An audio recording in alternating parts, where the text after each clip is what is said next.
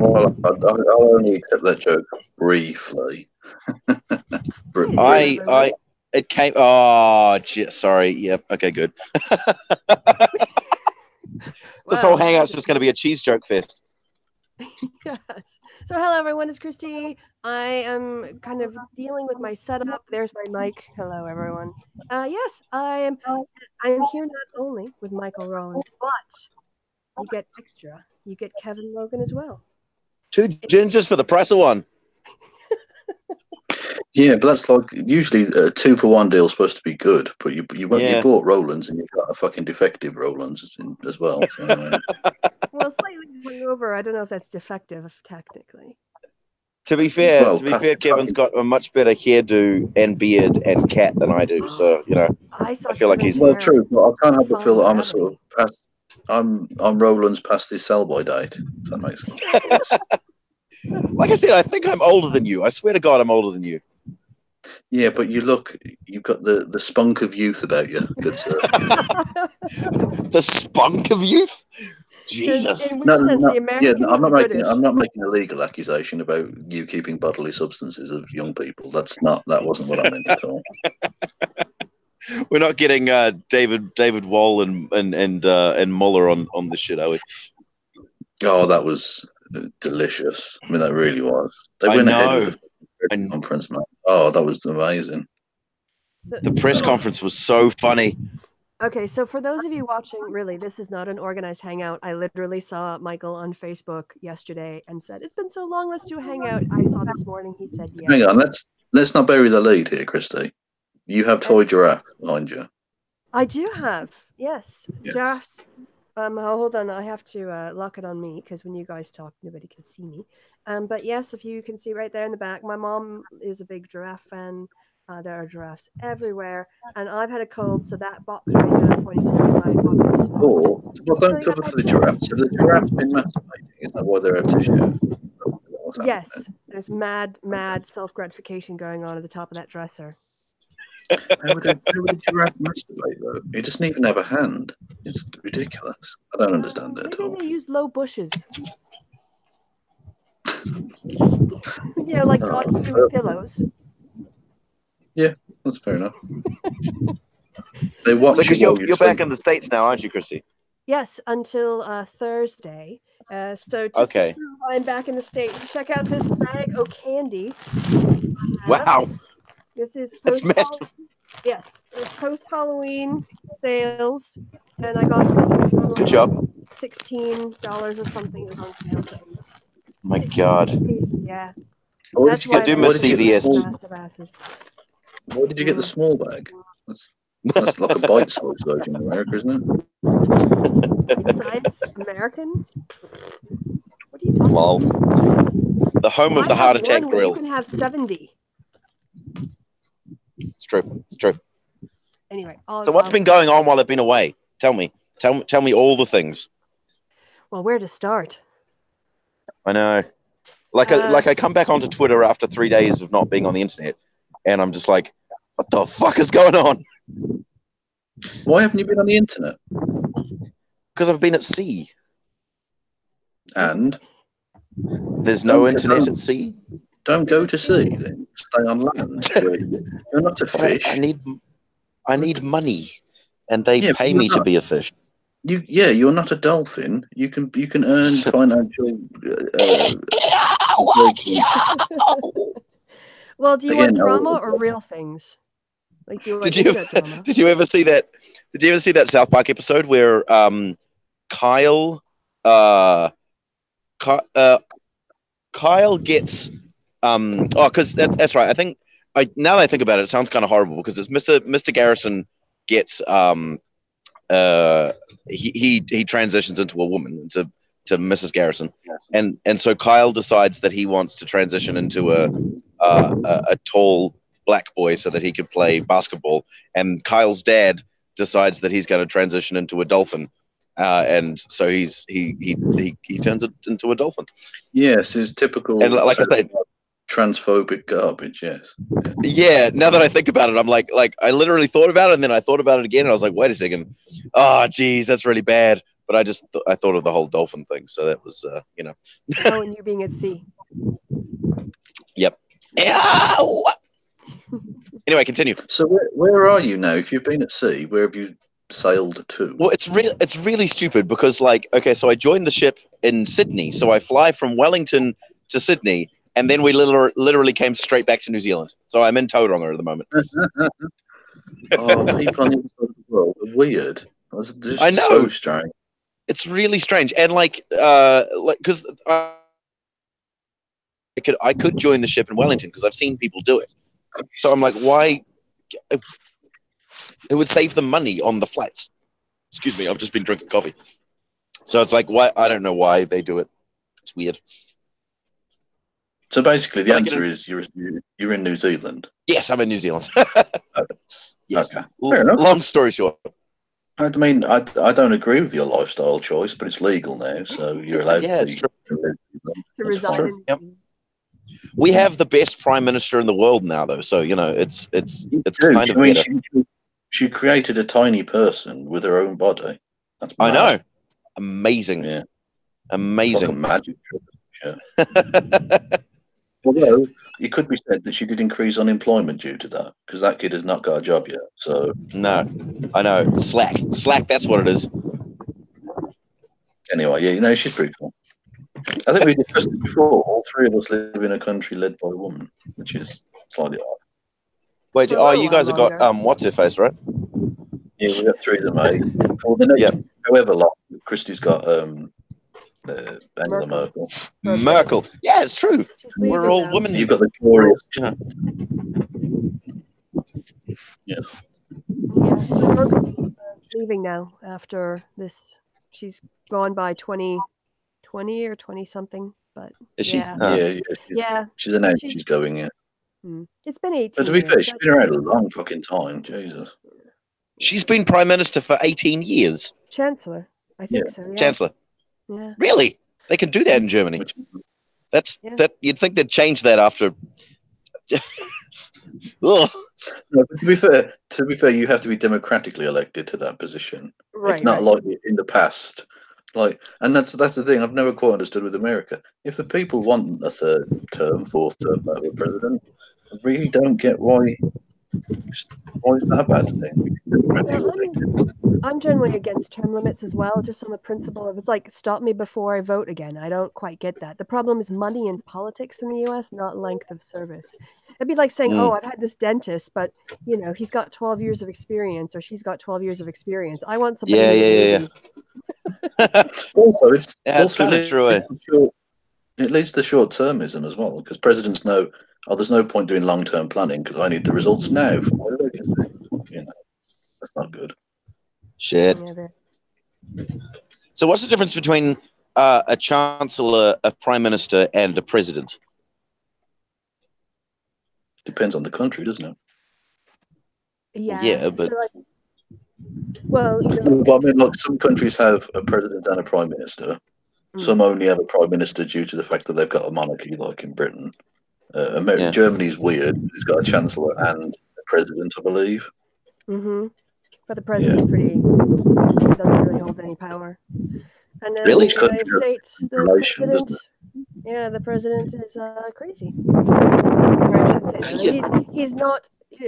That's a kind of a slur. Like he doesn't seem to be mentally reliable. No. He seems to be narcissistic and yeah. Anyway. I mean, you know, it's Trump. You know what I mean? Yeah, that sounds like He's not breathing on the mic. He's got a windy day.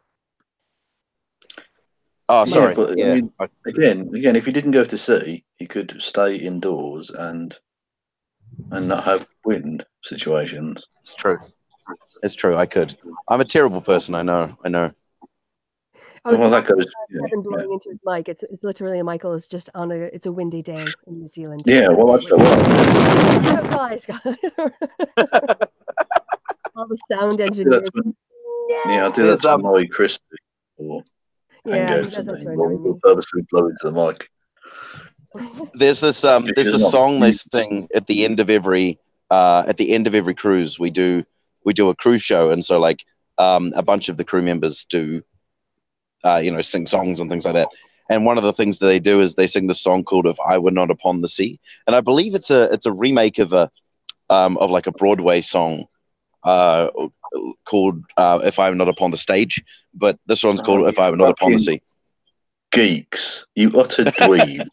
Jesus. And so they sing the song, and it goes, "If I were not upon the sea, something else I'd rather be. If I were not upon the sea," and then they'd say something like, "What are the things they say? A ballerina me," and then they would be a and so they line up all these people who are got different costumes on, and they are that thing. It's cute and funny, and the audience love it. I can only reiterate my earlier point.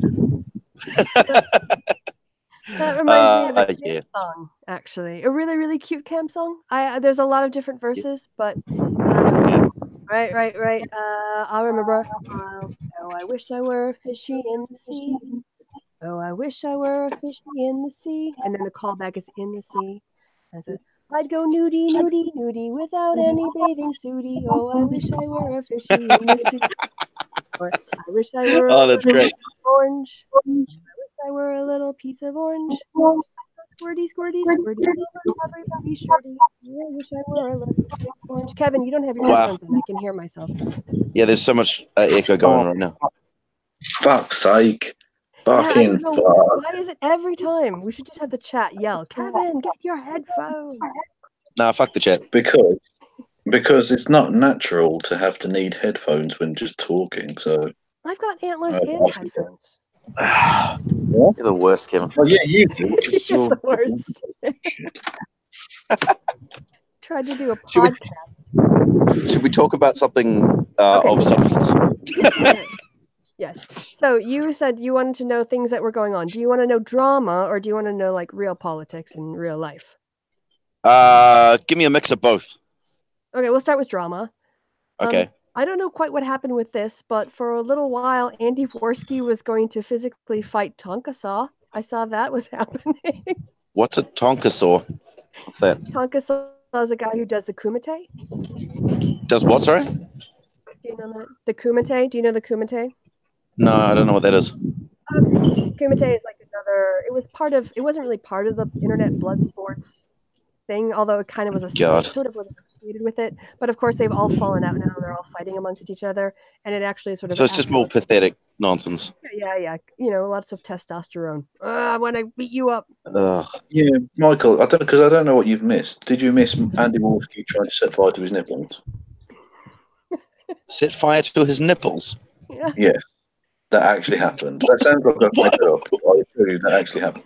He was presumably, for legal reasons, I'll say, he appeared to potentially be smashed off his face on some sort of substance on a live stream, and kind of breakdown thing where he literally took a lighter. He was shirtless, as you do, and took a lighter to his own nipples. While Enya was playing in the background, and two Nazis were arguing with each other on his channel. Yeah, exactly. That was the visual image, and over the top of two Nazis arguing about a race war. It was the most surreal thing I've ever seen. Wow. And then didn't he try to do a handstand in his chair? Headstand. Yeah. He was off his fucking nut. He was absolutely gone. Wow. No, I missed that completely. Yeah, you'll have to catch up on that video. That has to be seen to be believed. Wow. Yeah. No, see, these days I only really watch like Sam Cedar and Stephen Colbert and a little bit of Seth Meyers, and that's kind of where I get a lot of my politics from, I suppose. Well, that's sensible and good, and therefore you shouldn't be on. Really, it's like the PG filter of news. That's actual news. That's actual news. We shouldn't discourage him from but it's more news than say Fox News. But the presentation is meant to be quite gentle. Well, I quite liked someone's description of Fox News I saw today was that Fox News is journalism cosplay. Oh, that's funny. So that happened. But Sargon tried to bring back Gamergate 2. point Oh, out? I did see that. Yeah, I did see that. That was ridiculous. That's gone nowhere. Yeah. Yeah, what you call it? Ralph Retort got kicked off YouTube after the Oh, Wall I saw Street that too. Journal. Yeah. What Yeah, else I'm a happened? bit confused about that because that it all seemed to be jumbled up. Michael, I'm going to mute you here pretty quick because Yeah. you're kind of all right. Sorry. Yeah. That's all right. Actually, here, sorry, mute. So, yeah, there was the stream that was happening, and on the stream they were discussing the Wall Street Journal, and during the stream, it went down, and then they moved to another stream, and that went down. But then there was some sort of link back to their Hangout from last month, which also raised money for kids for St. Jude's, and St. Jude's returned that, and they were blaming the Wall Street Journal, and so there was all kinds of like a mixed message as to who's Well, bad but and who's good and all that. And well, Michael, basically, okay, go ahead. Sorry, Kevin. just so the Wall Street Journal exposed the fact that this money was coming from like really racist, violent, awful people, and so St Jude's, understandably, said, "No, we don't want this money then," because they didn't know, right? So they're Right. basically blaming the Wall Street Journal for doing journalism, which is odd.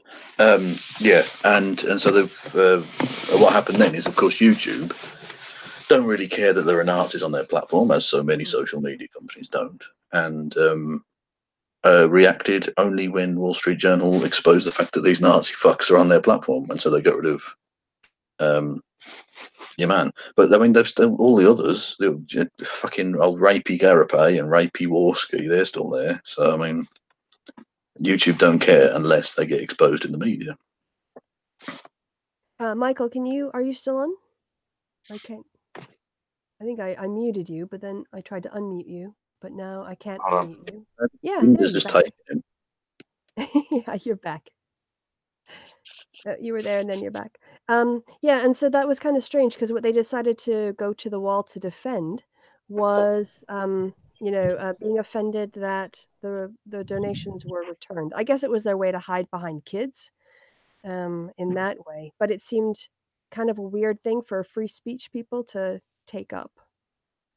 Yeah, it is really weird. I only saw it because June tweeted out about it. And yeah, batting for saying it's ridiculous. Oh yeah, your new best friend June. Yeah, go on, Mark. Yeah, my new best friend June.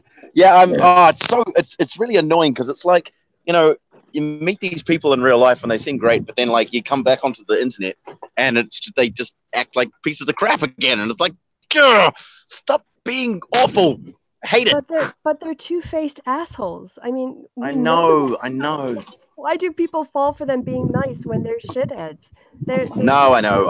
In the back. Yeah. No, I know that. Yeah. So I haven't kept up with it too much. Well, she blocked me, so I only see what people screenshot from her. And also, yeah. See, I got unblocked. I got unblocked. Ha ha ha. So anyway, she and Greg were basically going to bat for Ralph. They're centrist, reactionary. I don't really know that much about the Ralph Retort. I've not really paid that much attention to them. So yeah, but I was not at all surprised that they would take that position, saying, "Oh, it's ridiculous what happened to you, and it's ridiculous that the donations would come back." Because did you watch Vadim's or Creationist Cat's latest video? It was like an hour long. I know. Yeah. Yeah. It was good. I watched the whole thing. It was actually really good, and again, just a takedown of kind of Greg and his nonsense. Like it's just really, it's so bizarre that these people who have like zero ability to use any sense of reason or logic have built up this thing where they are the reasonable, logical people. It's so bizarre, Uh-huh. Oh, sorry.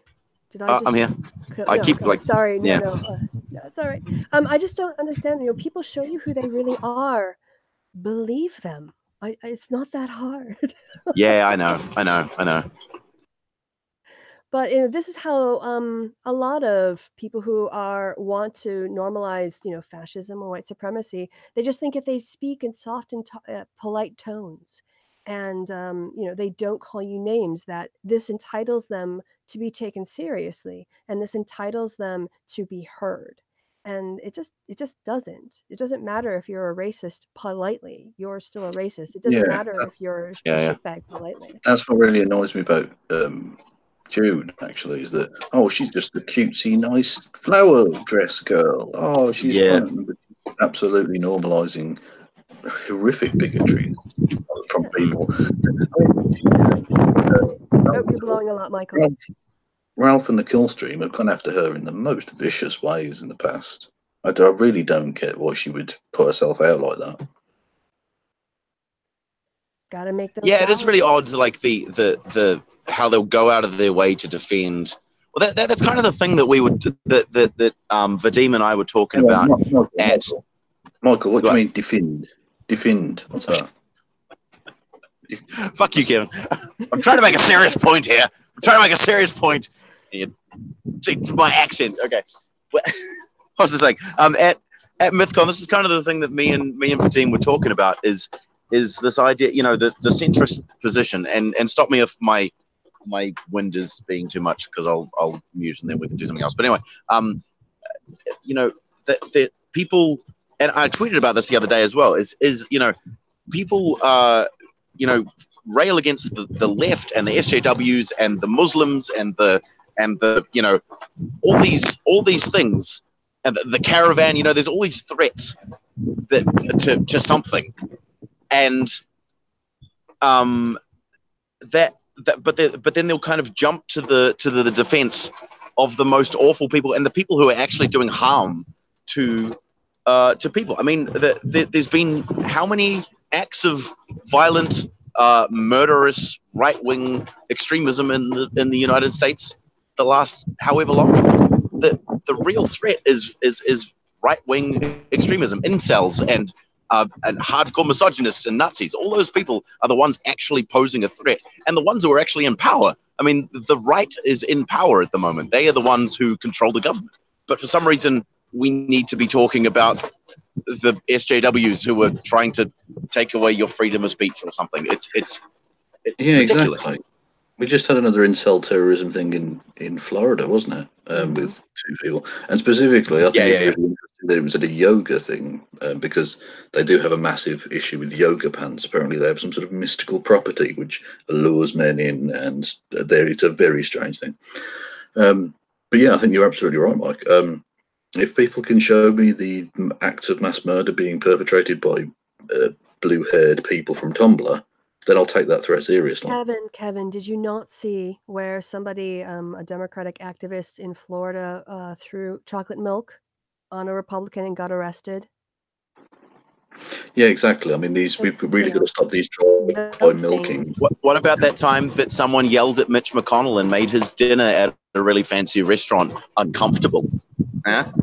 That was a mob, apparently. People protesting using their First Amendment rights and peaceful assembly to petition their government were mobs now. Well, that was I was actually looking back. Someone had, I don't know why, but liked a tweet from ages ago that I was mentioned in.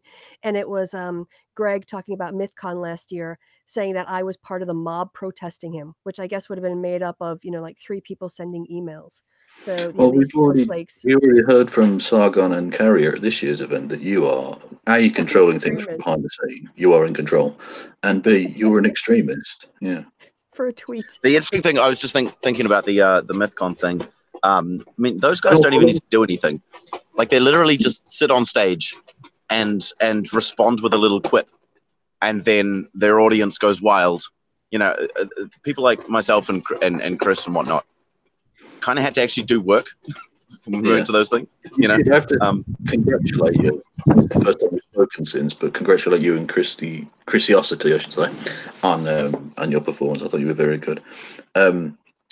Yeah, but it struck me then for a second when I described Kristi as an extremist, that she's literally sat there dressed as a reindeer, which I love the idea of a reindeer onesie extremist. It's kind of a lovely image. I mean, Osama bin Laden probably wasn't dressed as like fucking Tinky Winky. No, probably not. But when it comes Rudolph down to it, the red-sickled reindeer. yeah. Oh, nice. June at MythCon, just kind of like tying this together, June at MythCon this year was trotted out the bullshit feminism is a religion. Meanwhile, Feminism is a religion. Yeah. I know. Ugh. Trump is undermining trans rights. He's trying to eliminate, like gay people from the census or something. I don't know. I have to keep track of all his evilness. But they're literally just stuck in 2015 because, they care about money more than they actually care about freedom. Yeah. Like, I've never understood the feminism as a religion thing. Like, I've never seen any evidence. There's no evidence. Like, no one has ever provided evidence that feminism is a religion. I mean, I made a video about it a while ago. There was because there's a bunch of videos about how feminism is indoctrinating children, and I kind of juxtaposed that with these videos of like 12-year-old boys trotting out anti-feminist talking points. Like on videos and stuff. It's so there's this myth going around that feminism is a religion, and it's been there forever. Yeah. And it makes no sense. There's zero evidence to back up this claim, but it's so pervasive. Well, again, they're not interested in facts. Yeah, it's such ridiculously lazy argumentation. And June is mentally lazy. I mean, she doesn't do research for her videos. No, of course not. Yeah, but it's just whatever I don't like, I'll just describe it as a religion, as if that's anything. Well, I mean, fucking pineapple on pizza is a religion. It allows them to then equate feminists to, Islamic radical, terrorists. It's like that. As Jordan Peterson said, feminists have never spoken out against Saudi Arabia. It's never happened, ever. So, game, set, and match, feminazi. Lobster Man. But he's my favorite. Yeah, this sort of like feminism is a religion, and what Sargon does it starts with dehumanizing women who are asking for equality, right? Because for young men who find that threatening, watching June legitimize their hate for women who want to be strong, and Sargon, attacking women who want autonomy and equality. And equality of opportunity, and point out institutionalized sexism. By dismissing it, they feel dominant over them, and then once you've got that language, you can dehumanize women who stand up for themselves and speak out. Then you can move on to other groups. And this is why, I mean, I haven't done it yet, but I made a smaller version because I couldn't handle listening to him for hours and hours.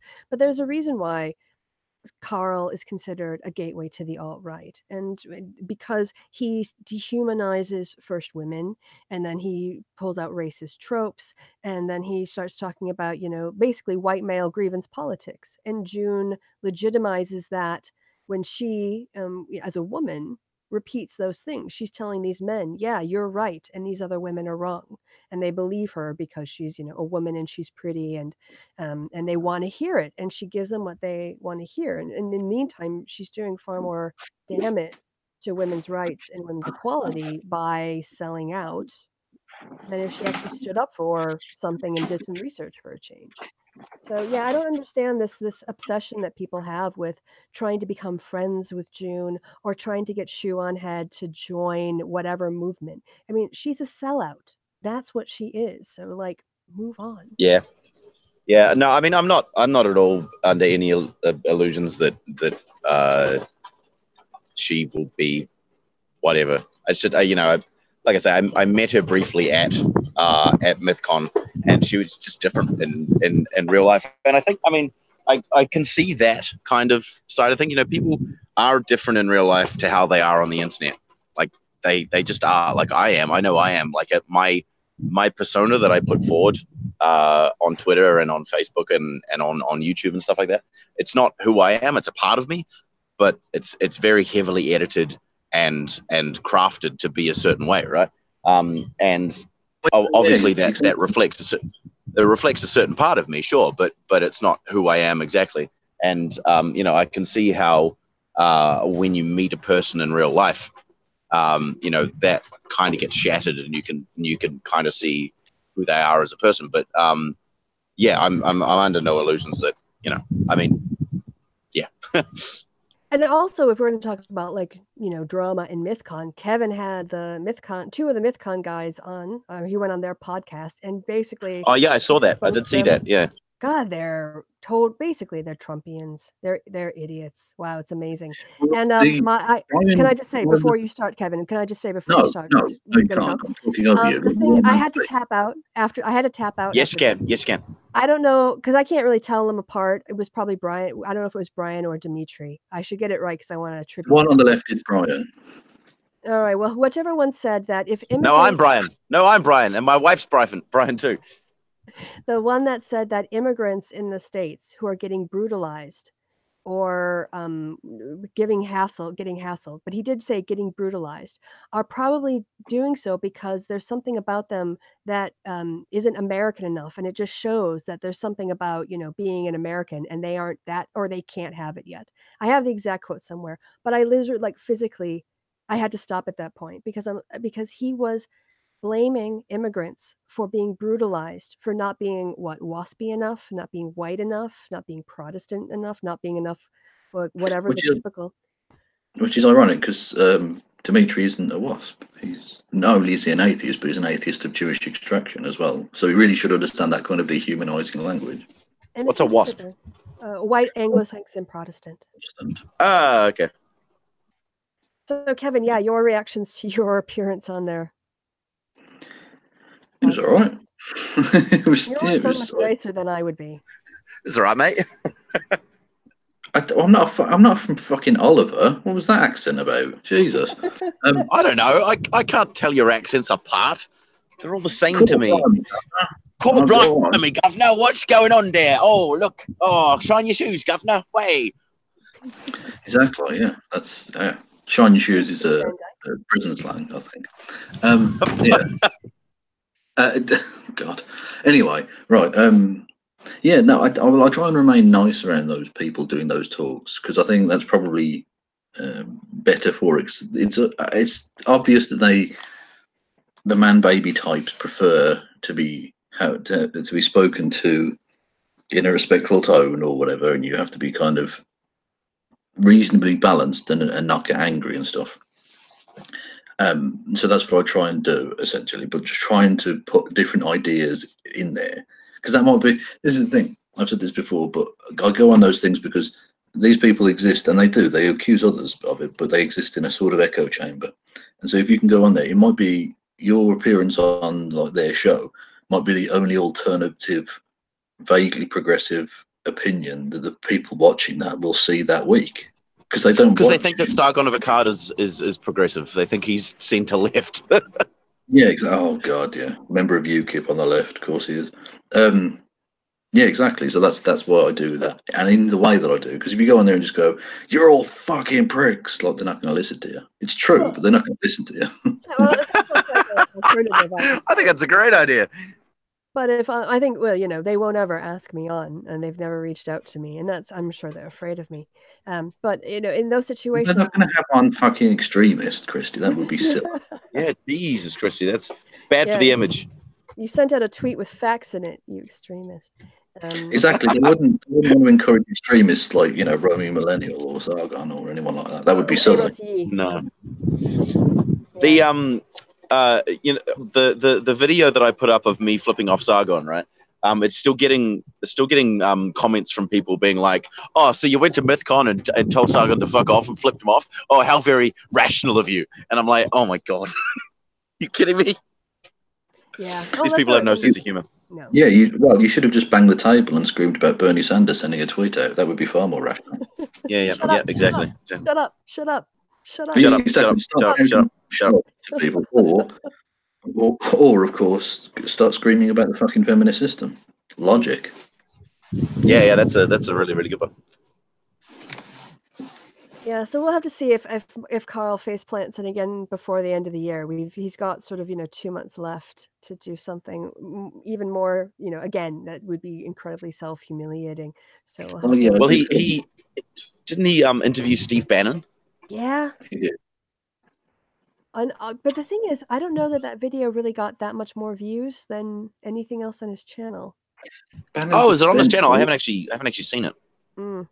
Bannon's a totally spent for. Point now. He's doing events in the Midwest for the upcoming elections there, and he's really not drawing any crowds. He's had his moment in the sun, you know. No, he showed up at something. They actually covered this on MSNBC, and I think like 23 people showed up. Oh, that's amazing. They were offering like a free dinner or buffet or something, and only 20 people to. If you offer a free buffet to turn up to a Nazi event, you get more than 23. Sure. Well, that was a Nazi event, basically. Oh, They yeah, did get okay. 20. I saw some of swastikas. You get more people just for the free food, you know. To be honest, I don't like the burning crosses on my steak. It makes it too well cooked, you know. Yeah, that's the only complaint that they'd have. I saw some of Obama's. He's been doing some speaking events leading up to the midterms. That's maybe so fucking of time when America had a president where they could speak. I know sentences and things make sense. I might have told you guys about this before, but there's a really good. No matter what you think about Dave Letterman, I don't really know that much about him, and I never really watched his show because I'm not an American. But he's got the show on Netflix now called "And My Next Guest Is," and the very first one he has a conversation with Obama, and it's really really good. It's a really interesting conversation. They have they talk about some good stuff, and I recommend checking it out. Yeah, for Obama. Definitely watch it. I mean, David Letterman, I watched him growing up, but he's sort of this old school kind of sexist boomer who said something along the lines of, well, I didn't hire any women to be my comedy writers because women weren't interested in comedy. I'm like, no, David. Yeah. And of course, he was a sex pest himself, although I will say he handled it much better than many in that situation did. He did come out and apologise and looked actually sort of contrite about it. So I'm not in a position to forgive anyone because it wasn't me that he offended, but I'm prepared to at least give him a second chance in a way that Louis C.K. and the like can go fuck themselves forever now. You had your opportunity to go away, but you didn't. I still think the best response or apology for sexual harassment and all that sort of stuff is Dan Harmon. Like his apology and the way that he went about it was the best. Yeah, me and Kristi looked at. Were you there, Michael, as well in the Hangout? I can't remember. We looked at the video of him responding, or the podcast of him responding. Actually, now that I think about it, yeah, maybe I was. I think you might have been. Yeah. I mean, look, guys, if you're gonna go and sexually harass someone, then you've got to apologize about it properly, and this is the way that you're gonna do it. Exactly. That's the slightly trite way of describing it, Michael. But ultimately, if you make mistakes in life and act like a prick, that's one thing. We're all fallible, but it's how you respond to that and how you try and right the wrong, and B, alter your fucking behaviour and the way in which you go about things in order that it doesn't happen. Yeah, and people can grow. Although, so for instance, Eminem's recent album, not only so before it was released, he reversed the F. He's going to call someone a homosexual slur, and he reversed it. But even on the song, people could figure out what he was saying, so he got some flack for that. And he's now, I think, not going to use that word anymore. And the other one too was the R word. He has used that word for a very long time, but again on this album, he blanked it out or didn't use it or gave up using it. I don't know. So yeah, I mean, we all look back and probably can be a bit cringy about things we've said in the past, but if you acknowledge it and why it was wrong and what you've learned from how it hurt people and why you're not saying it anymore and use it as a teachable moment, that's Kristi. What? Kristi. So, do you follow the I think they call it the Hamill tracks or the Hamill takes or something like that. The Hamilton. Yeah. There's the mixtape, but then more recently, Hamill Drop. That's the one. Yeah, the Hamill Drop. Yeah, have you followed those? I mean, the one that just came out with Dear Theodosia. Yes. Yeah. Isn't it awesome? I've just come up with great pun, but I don't know what I could do with it. Sorry, what? To do. I've just come up with what I think is a great pun, but I can't think of anything that it would actually work for. I just want to say Hamilton. There we go. Yeah, I would agree. By the way, I am going to be getting into NAS. I am hopefully going to be doing some reaction videos. Old white lady listens to rap, and I do want to listen to some more Royce to 5'9", some Joyner, and some NAS. If you're doing it, that's an inappropriate title because you're not an old lady. Well, I'm almost 50. I mean, not almost. I've got a couple years to go, but. Well, yeah, but Kristi. I mean, I like that. I think you should. Nas is fucking great. Yeah, and I know Nas was hugely influential on Lin-Manuel Miranda and the idea of storytelling. Yep. So I want to see the roots of and Common as well. Yeah, Common, true. Yeah, Common's great. I love his. He's just a fantastic. There's a song that he does called "Letter to the Free," and it's a song about basically oppression of black people, and it's like a letter to the free, so a letter to white people to try and understand that. It's fucking awesome and powerful, and I love it. You should listen to it. Yeah, we should win Kevin over to rap by showing him I'm not racist. We should have him. Oh, that's a great tune. Yeah. You don't need to win me over. I like rap music. It's just not like the number one. All right, Kevin. We get it. You're cool. You're hip. You're down with it. No. I'm certainly not that. I'm the whitest person that has ever listened to rap music. But I do quite like it. Yeah. But back to the Hamill drop. You need to so you listen to that one, and I love Sarah Bareilles endlessly. Did you watch her new video? She released a new song with a new video recently. I did not see that. I did watch the Hamill drop video of her, but we should watch a new song because it's really great. It's called Armor, and it's like hashtag feminism for days. It's really good. So I know I've seen in the chat there's Proper Wolfie. I really need some people who will be like my advisors in the hip hop journey. So I am actually people can reach out to me on Twitter or in the DMs or whatever, and give me some advice on how to start the reaction videos because I really want to I need something that's not Trump in my life. You need to listen to NWA. That's a good start. NWA. Yeah. Yeah. There's a really good book. There's a really good book called what the hell is it called? It's called like the Rap Playbook or something like that. And it takes every year of like rap history. So it starts at like when what the author considers like the very first kind of hip hop album, I suppose, which I believe he had the Sugar Hill Gang and each year he details and talks about what he considers the most influential rap album of that year. And he explains his process as well. He doesn't just say, "Oh, this is my opinion." He explains why he considers. So it's not necessarily the most popular or the one that sold the most or whatever. He's got he had reasons for why each of these albums were the most important of that year. Would be maybe a good place to start. You could look at some of those albums, Yeah, and I love bars. This is it. Now I just love good bars, and so it's been. And the other thing that's kind of bad is I actually subscribed to YouTube Premium, so that I could watch Money, the Eminem produced hip hop movie that's coming out because it's not going to be available like in cinemas, but it's going to be on YouTube. Oh, truth. So, well, have you watched Straight Outta Compton? No, I don't think I have, so I can add that on my to-do list. Yeah, Straight Outta Compton's a movie about Dre and the NWA crew, and how they kind of went about that stuff. And also Dre released an album around the time the movie came out, and it's fucking fantastic. And you should listen to it. I think it's just called Compton. It's really good. It's got Kendrick on it. It's got Eminem on it.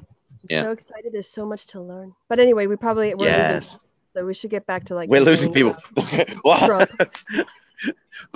no. But the point of me bringing this up was that you need to listen to. I told you need to listen to the Sarah Bareilles thing. But also, there's an album she put out an EP a couple of years back, and it's got this track on it called "Once Upon Another Time," and I'm obsessed with it, and it's really great, and you should listen to it because it's amazing. And in fact, there's a video there's the track, and then there's another one. She did a live concert with Ben Folds. You know Ben Folds from Ben Folds 5. Mm-hmm. She did a live concert with him, and they do the song in that concert with an orchestra and stuff. And it's just one of the most beautiful things ever, and you should listen to it. So yeah, that's my That's your musical recommendation for the day. Excellent. Yes. So, turning to politics, which is mostly what we talk about here. The American turnout has been insane. Early voting, absentee voting across the country has been up, up, up, up, up. Right now, there are some states where early Is that why voting. you're back in the States? Because you wanted to vote, or are you just? Well, yeah, I mean, I had 2 weeks of holiday, so I thought I would come back to Wisconsin because my dad visits me, but my mom hasn't for a long time, so I only see her when I've only seen her kind of like when I go home, and it's been I think like 2 years or so since I've been home, and I try to get back every other year. So I was due a trip home, but I hate Wisconsin winters. I'm sorry. I know some people really like the snow. I don't. So I decided to come back when it was cheap to fly, so after the travel season, but before the snow started to fly, which is like deer hunting season. Well, gun season. That's going to start right around Thanksgiving. So Wabbit season. Wabbit yeah, season. rabbit season. Yeah, and so I'm I hunting decided wabbits. to come home. I thought, well, perfect. I can go home and I can vote absentee in person. And can I tell you, it was ridiculous how much effort it took for me to vote absentee. So I got here and then I went to visit my dad and I contacted the clerk and made this. I told her I was going to show up on the 1st of November to vote in person. And we drove. So where my parents live now is very far away from where the polling. It's like literally across the county. So we drove over 30 minutes to get out to this rural office in the middle of nowhere. It's like literally like just, farm fields everywhere around it. And the office was closed and there was no signs and no lights and nothing on there.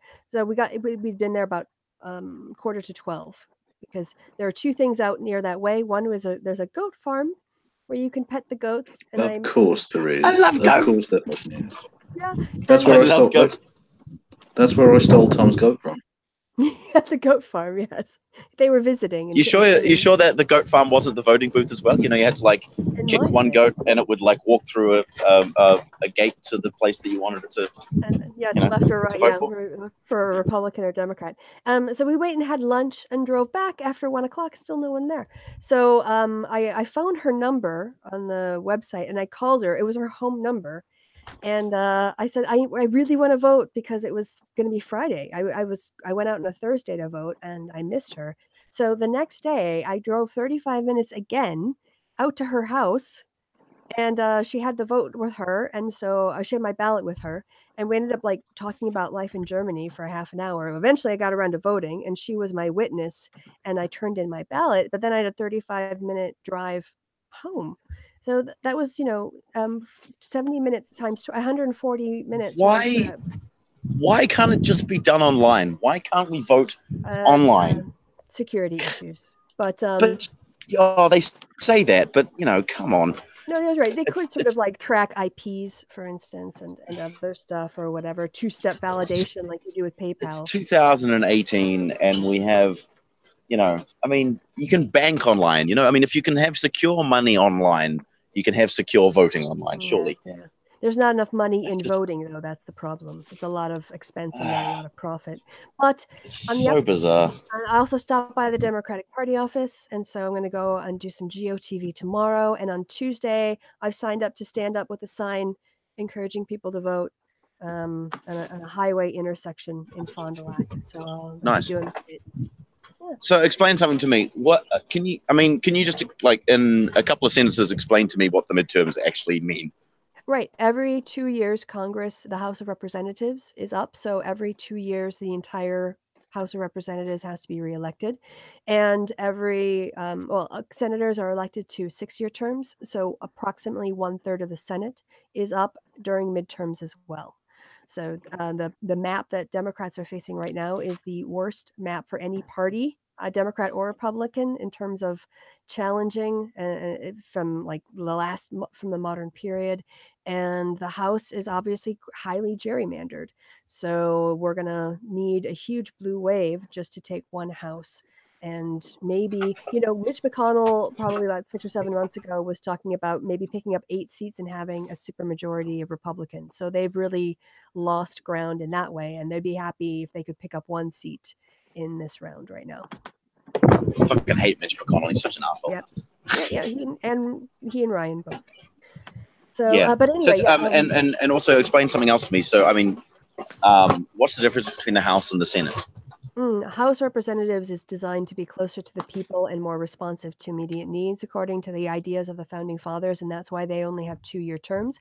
Their districts are based on population and distributed across the country based on population. So California has like over 20 congressional districts, whereas Wisconsin, we have 7. So we have 7 members. We used to have 8, but then we lost one because of population shifts. So they're based on the census. Every 10 years we have our census, and then after that they look at where the population trends are, and we reapportion 435 seats to ensure a certain number of people per seat. And then this is why having Republicans in state legislatures has been so damaging, because when the census happened in 2010, they also won in 2010. They picked up a lot of governors' offices and state houses, and then they gerrymandered the lines to protect themselves. So having Democrats sweep into state legislatures right before the 2020, going up to the 2020 census and trying to hold on to those incumbents would be very good in trying to balance that out. But also apparently there are a few states, I think 2 or maybe 4, but I think definitely 2, that have fair districting referenda on the ballot to move redistricting away from the people who are elected and have a vested interest into a nonpartisan body, which would aim to make the districts more balanced and less extreme, which would also be good. Right. Do you know? I learnt why the term, or how the term gerrymandering came about. Yeah, the salamander. Yeah, you want to tell the story? The gerrymander? Oh, it was just, yeah. I mean, it's a short story. There was a guy whose name was Jerry, and he made he quote unquote gerrymandered an area, and it looked like a salamander, and they were like, we're going to call that the gerrymander, Yeah, because its name wasn't he was the mayor of Boston, wasn't he? Possibly. I mean, I don't want to say only Republicans do this. Democrats have done gerrymandering in the past as well, but no one's done it as effectively, as systematically across the country as the Republicans did. It's so ridiculous.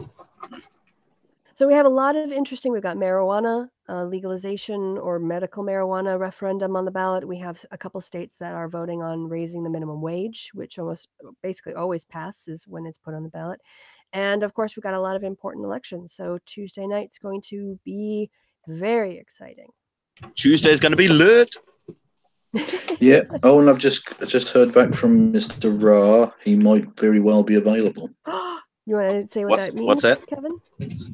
We're doing a happy hour, which will run for many hours. So it's it's obviously a lie, but yeah, about the election and such. And Aaron Ra, the famous Wow, atheist chap. Yeah, she's pretty cool. I like but Aaron. we've also He seems got like some a other nice guy. Steve Shives will be on. So Great. Yeah, and Dusty Smith. Yep. Kristi, me and Kristi, obviously. I know Larry. It blows my mind. It blows my mind how much of a 180 as Dusty's done. Yeah, it is strange. I had him on my channel relatively recently. Yeah, he's gone from being a total douche to being like, oh, he's a decent guy. Like, he's a GC.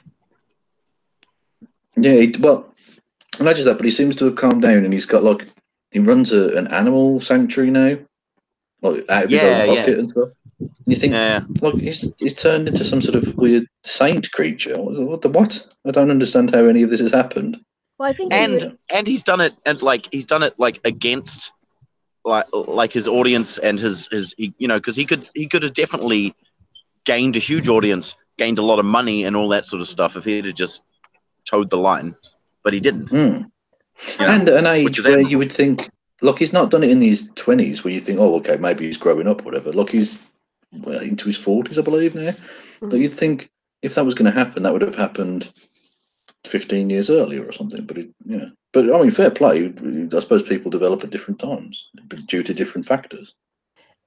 So when I first got involved with YouTube atheism and started watching YouTube atheist channels, I was following Dusty on YouTube. This is back in probably 2014 or so. And then, when you had the Obama presidency, you had the luxury of complaining about, maybe some loudmouth, silly people on the left doing loudmouth, silly things. And of course, you didn't have any existential threats to American democracy. You had an entire Democratic Party working to provide health care for the country and that sort of stuff. So you could afford, in some ways, to be taken in by the Trigglypuff meme or whatever else. But when push came to shove and it started to be about real economic choices, I think Dusty realized that this whole entertaining, making fun of people who are fringe is silly when we have real life and death issues, literally life and death issues that we're deciding on. So how can you possibly how can you call yourself like a humanist and yet side with a guy who's going to take away healthcare? So I think for him, it became, rather than being abstract, it became quite personal. And through that, he started to see more of the flaws and the tropes and the selling out of that community. And yeah, so at least that's my kind of impression. And Yeah. I went from not Just- following him to unfollowing him to following him on Facebook. Yep. We're friends on Facebook. Him and I, friendos. I was just reminded as well. I saw Anti-Social Media tweeted of a picture of Blair White's latest video, in which she asked the questions: "Is Trump anti-LGBTQ?" That's the question that she's asking. And he said, yes. But and then someone underneath it commented, "When you're not going to do politics videos anymore." Yeah. It's Caitlyn Jenner too. She came to realize that she sort of retracted. Yep, I know. Yep. Mm-hmm. So yeah, it's better late, I guess, than never. So that's good. And I'm also. But I don't know. I don't know, like, whether Blair, like, I haven't watched the video, but I don't know whether she's being like, yes, he is. I mean, that's the obvious answer, but I mean, you'd think if she was doing that, then the video would be entitled "Trump is anti-LGBTQ," not "Is he?" It's pandering nonsense. Yeah, but I mean, these people, I mean, you can kind of really tell the panderers, those who are actually successfully pandering from those who become failed panderers. So, like Mundane Matt, the Drunken Peasants, all of these. I actually posted this, on Facebook in terms of if you go back to 2015 and look at who all were creating, the news and attracting the views. And so many of them are like moved on now, like Thunderfoot doesn't do politics anymore. Mundane Matt cashed out. Trump, Sargon claims he's taking a break, but he's disgraced and embarrassed himself. Andy Worski, who went after Francesca Ramsey nonstop, has basically disgraced himself. I mean, you just kind of go down the list and you can see the hollowness of their positions that's collapsed under the weights of their own egos, which is good. Yes, no, I agree. I mean, I don't know what's going to become of their stint in the UKIP party, but I mean, UKIP seems like a sinking fucking ship anyway. So I don't really think he's so much in the UKIP party now because I think after his headline in the Sunday Times calling him a racist troll, that they really want to be associated with him anymore. Yeah, I think he's realised that his dreams of becoming the next prime minister are not going to happen at all. Like, literally impossible. Oh, God. Would never ever happen. That would be worse. It's like waking up in a cold sweat, realizing that Sargon Akkad is fucking prime minister. Ugh. Oh, well, it wouldn't happen because I would leave. I would actually leave the country. Like, I wouldn't stay for that. So, yeah. It would be a Kexit. A Kexit? Kexit. That's fucking good. Oh shit! I remember there was this one time. What now? I'm trying to remember the series of videos, but it was like it's Paul Joseph Watson, and I can't remember which one came first, but there was one I think it was the first one that came was the one about how I think we can say if he ever did get laid, Paul would be coming first, definitely. Zing. No, but so he made a video about how tattoos are awful and bad and terrible, right? Which is funny because, you know, that's so lame. And then second of all, then he made this video about how love is a mental illness, and it just made me think that Paul had like fallen in love with some girl, got her name tattooed on his chest or something or other, and then like she told him that, you know, she wasn't interested or whatever, and so then he was just crying and was like, oh, this tattoo's a bad idea, love is a mental illness, and then made these two videos. Well, yeah, exactly. Well, I just tweeted out a screenshot of that of Paul's thing, love is a mental illness, just with, who hurt you, Paul? Who hurt you? Yeah, no. And so not just that, but the idea of putting out a video saying like, "Oh, tattoos are a load of old shit," when he claims to be the counterculture. Oh, brilliant! Well done, love it. I know. Oh my god, it's the new punk rock. Yeah, can you imagine these punk rockers with like zero tattoos and singing about, you know, it's like the Monkeys. Yeah. You imagine the Monkeys of the new punk rock. Yeah, he's oh god, he's so ridiculous. He's basically a 30-year-old. He's a 30-year-old boomer, is what he is. Oh yeah, he's the oldest 30-year-old I've ever met in my life. Oh, I haven't met him, but you know what I mean. he's just the old man shouting at clouds. Ah, get off my lawn, you damn kids. Yeah, basically. And did you miss the whole fake Robert Mueller accusation? Oh no, I saw that. I have seen that. Yes. And the press conference, the open fly. Delicious, absolutely delicious. And did you see? Because you saw that, fired, like, didn't he? Who did? Let go? Didn't Wall get let go? Yeah. I don't know. Gateway Pundit fired. Oh yeah. No, I saw that. They said they were terminating their relationship with him, which is a brilliantly kind of incel way of describing that. And also it gets even better. Did you see the picture he tweeted out with the supposed person? Yes. And then someone reverse Google imaged it. Yeah, like he blanked out the face of the girl, and it was and it was a picture he posted 2 years earlier with his girlfriend. Yeah. Genius. He's so going to fucking jail. He's so going to jail. The whole thing about how he claimed that he wasn't associated with this this investigative agency, and then when you rang the number of the place, it like redirected to his mum's voicemail. His mum. So, which is brilliant because his mum didn't know anything about it, but he's in. Won't go to jail for it, but she may have to answer some questions from the FBI. Yeah. and then there was all the pictures of the associates of the place, and they were all just like stock photos from Google Images. Yeah, not just that. One of them wasn't even a stock image. It was the head Nazi guy from Inglourious Bastards. They literally used the image of that dude, but they've made it look black and white. Actor. Yeah, and he used the picture of himself and like darkened it. You know, it's just like turned the contrast up and then put it on the thing as like a different. Because he thought this makes me look like James Bond. I am a fucking sleuth. I'm an idiot.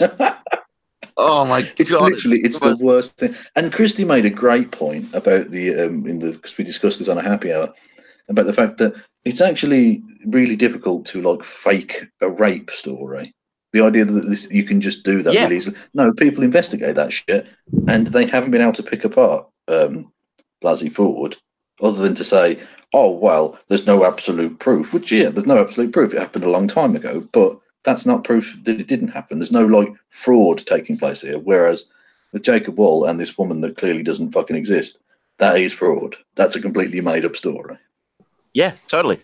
Yeah. That they go on and on about all these false rape accusations that happen, and yet when they happen like this, I mean they're the only ones doing it. I mean the other person was that guy James O'Keefe. They were literally, he did a similar thing, right? Yeah, with the Project Veritas. Yeah, but the timing of this is incredibly disgusting as well, because at the very same time they were trying to smear Kristi and Blasey Ford, they were concocting this plan to do the very thing they were accusing her of. Why don't I Oh, see yeah. this video about false accusations on Sargon's channel about this story, I wonder? Yeah, and I wonder why Paul Elam isn't losing his fucking mind over this. Oh, yeah, because he's a Trump arse licker. Yeah. Oh, and also just Yep. on the Jacob Wall thing, I was like, not all heroes wear capes. Story of the day. I put this out on Twitter, so you can go to my Twitter and find it. But Jason Wall found a graphic from NYU, an NYU thing, which has his name on it, and he said, "I'm not sure what it means, but I like it." And then the author of the study replied, and if I could just be indulged for a moment, he writes, "This is Charlie Seif, I think, or Seifi, and this is the hero who doesn't wear a cape. Happy to explain. I'm a journalism prof interested in, among other things, misinformation. On July 11th, I was running a program to monitor a fake news site to see if I could figure out what was responsible for spreading its falsehoods. In this particular case, you were. The misinformation in question. This is great. The misinformation in question was the statement that joining Antifa had just been outlawed and punishable by imprisonment, an obviously and provably false claim. And in this case, it turns out that you bore the prime responsibility for spreading this lie." Lovely stuff. So hold on, Lovely stuff. did he retweet something of theirs and then they retweeted it back? Yeah, he said this is a graphic from NYU's, and then he's got the guy's on Twitter. Right. And the Right. guy replied back basically explaining, "You're a fucking liar." That's funny. Well, see, I'm blocked Good, by good. Jacob. Like, I can't see his Ooh. stuff anymore. So Okay, well, you Yeah. should look at my tweet then, because I have a long, illustrious list of right-wing dickheads who I'm blocked by. Well, I think I've got a unique set myself because I've got Thunderfoot in there, and he doesn't block many people. So I feel like I've got like Ah. That's like, you know, when I don't know if you used to collect sports stickers at any point, but you used to have like the normal ones, and then you'd have a shiny one as well, and they were quite rare. Yep. So I feel like I've got These a are the shiny shinies. sticker there. Yeah. Well, I got blocked by Jordan Peterson. Oh. Oh, that's Yeah. good. Nice. Yeah. That's kind of a shiny. I'm blocked by the Ralph retort. Oh, nice. Yeah. It's a good one. I don't Well, that's even okay. know. You can go to his YouTube page and show. Oh no, you can't do that. No. Okay. And of course, we're all blocked burn. by Ian Miles Chong, aren't we? Oh yeah, I'm blocked by We're all Ian. Yep. by whom, sorry. Ian Miles No, Chong. I'm not blocked. I'm not blocked by the Chung. In fact, briefly, I was followed by the Chung. Ant-Man followed me. Man. Yeah, it's on one hand it's like it's funny and it's awesome, but on the other hand I don't get to see this stupid nonsense anymore. Like I miss seeing like Peter Sweden, Ian Miles Strong. They were always like enjoyable to see their nonsense. Peter Sweden is so much fun. That guy's an idiot. I know. The things he's claimed Sweden stands for, including one, we put out a picture of mushrooms, giant mushrooms, and said, "This is what Sweden used to be about." What are you talking about, you lunatic? I know. What the fuck? That's God. And it's even better when you listen to him, like because he's got that fantastic Swedish accent, and it's like listening to the Golden One as well, you know. Oh, the Golden One! Oh God, yeah, the lunatic who it almost makes teddy bear. Yeah, wait, you've got it almost makes fascism. No, but I don't really talk to him. Like occasionally, I will say, "Shut up, Paddington." I don't get like fascist advice from him. Like that's what happens with the Golden One. That's true. So, what's that? We should kill all the Jews, Mister Fluffy or whatever his name is. Like, it's ridiculous. Oh, jeez. Yeah. Anyway, I can just imagine Hitler sitting in his room with a teddy bear and being like, you know, "Oh, what shall we be doing today, Mister Killing Justin? Let's, you know, so." That's definitely what Adolf would have called his bear. That definitely. I love Killing it. Justin. Yeah. Killing Justin. Yeah. Oh, anyway. Fun times. Did you see? So do you guys watch the Majority Report with Sam Cedar? Occasionally, I subscribe to him, and he floats my feed, and I have to quit. Yeah, I'm actually followed by Sam on the Twitters. Oh, look at you! Look at you, friends. Sorry, what did you say, Kristi? You have to quit when what now? So not on Twitter, but on YouTube, I subscribe to his channel, but then I get tired of because he spams all his segments at once, and it's just Sam Cedar. So I subscribe for a while, and then I go back. Yeah, I mean, I just watch them a lot, so I kind of enjoy. But did you see his debate with Charlie Kirk? Yes. Oh, was It was that when very he good. freaked out when he stood up on No, stage? no, that and was shouted? no, that No, was Oh, okay. no, that was with Hassan Piker of the Young Turks. That's amazing. But yeah, after that, he had a debate with Sam Cedar, and Cedar absolutely slapped him about. Not literally. I'm Yeah, not he suggesting really violence did. broke out, but it was Because metaphorically. It was fucking delicious. he didn't know how banks worked. Like No. he literally didn't know how banks worked. Yeah, he was saying you're He's taxing people's money that is held in the bank, so you're taxing taxing the customer's money. And I remember seeing this. yeah. Actually, you know what I saw? I saw who was the guy who verbally slapped around Sargon when he went on the show. He also is on the Majority Report. Blue eyes, white guy. Michael Brooks. Yeah, Michael Brooks was Yeah. doing an impression of Sam during on this and Charlie Kirk saying Yeah. about yeah, you're basically taxing customers, not banks. And he's like, no, the banks make profits, and we're taxing Yeah. those. You know the money's not literally held by the banks. Do you, Sam? They do some really great, because they'll all be sitting in the room and they'll be talking about like Jordan Peterson or something, and they'll all do these fantastic Jordan Peterson impressions, Or wait, we'll be thinking about the boys and the young man, or this kind of thing. It's fantastic. I love it. Well, I found out that I know a couple of people, largely Canadians, it has to be said, who, when they can do a fantastic Peterson, because it's essentially a Canadian accent done Kermit style, and Yeah, it's brilliant. It's so good. If I could do that, the videos I would make would be numerous. I've always had this plan. I really wanted to, and I don't know why I haven't done it yet, but like, do a thing of like a talking Peterson head, but like put Rainbow Connection underneath it, so he's singing Rainbow Connection. That's quite good. Well, the thing about these conservatives, or actually they're not conservatives, they're reactionaries, if we're being, I think, more accurate. Yeah. They're vile human beings that people on the left or progressives don't really want to associate with, and so they whine and whine and whine. Why won't they talk to me? Why won't they talk to me? And then when they actually interact with people on the left, they get such a verbal smackdown. They do. Well, I know. Why do you want to talk to us? Do we want a slight musical interlude, but on a similar topic? Because there's a brilliant video which we should just totally play and steal. Called Slightly Alt-Right. I don't know if you saw this. It was tweeted out in the week. It did the rounds as such. No, Yes. Just before you do, Sam, because you know how Stephen Crowder, right?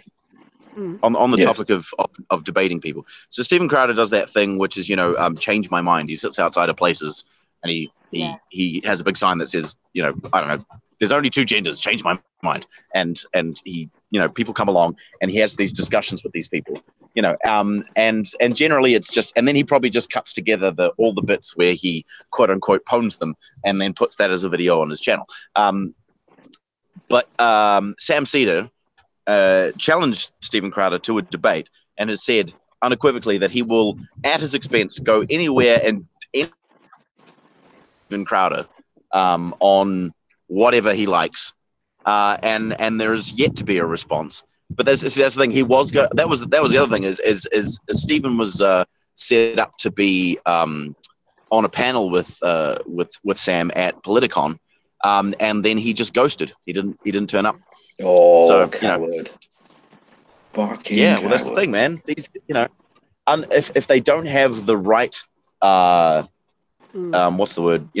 Conditions. They're unable to do. Yeah, this is the Dave Rubin thing, isn't it? I just want a discussion, but I'm only ever going to discuss it with people who already agree with me. Mm-hmm. Yeah. So brave. Yep.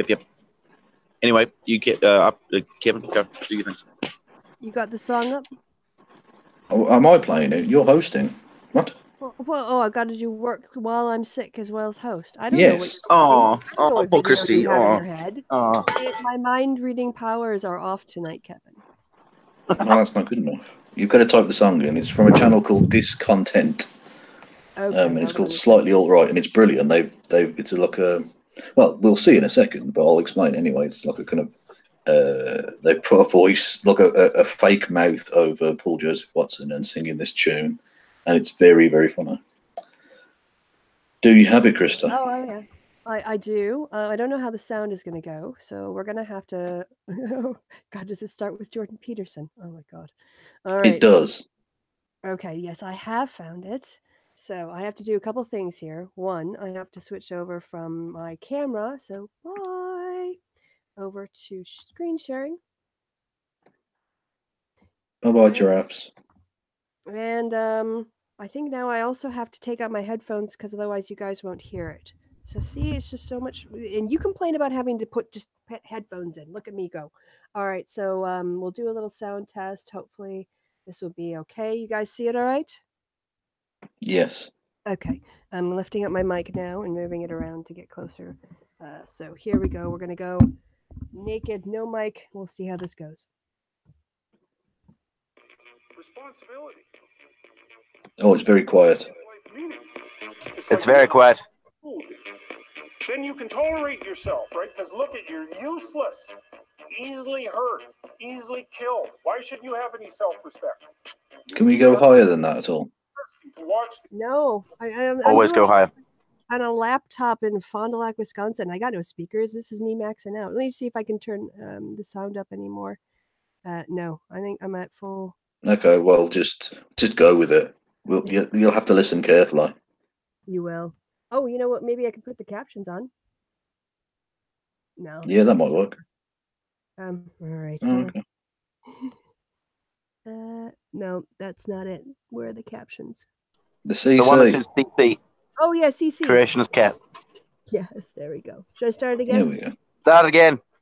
But you don't, well, okay, if you want to, I guess. Responsibility. That's what gives life meaning. It's like lift a load.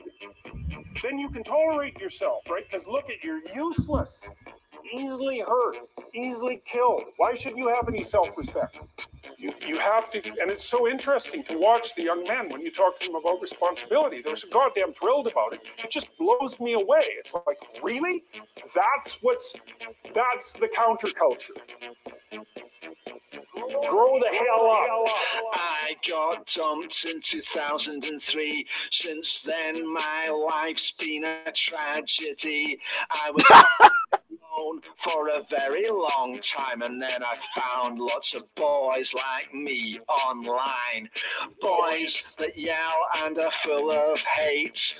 Boys that while they masturbate. Boys that are angry and wear a frown.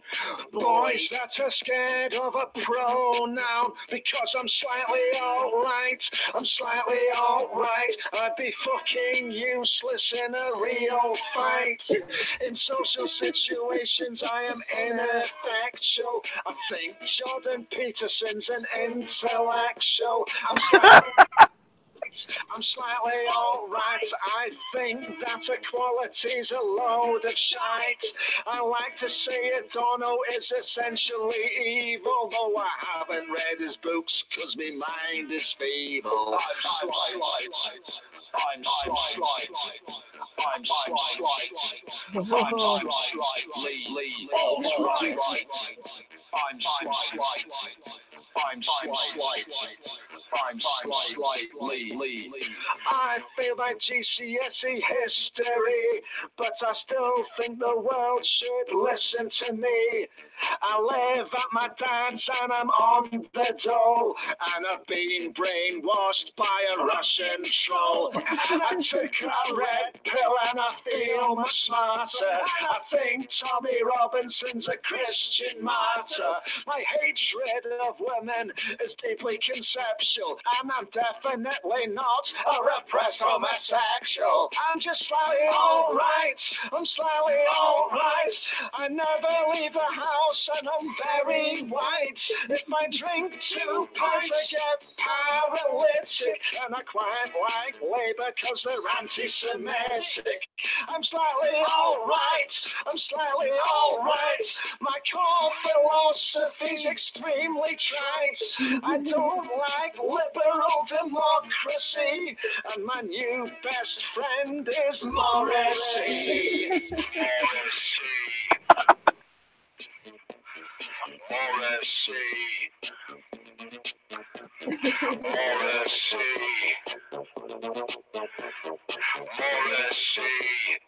definitely not a repressed homosexual. Wow.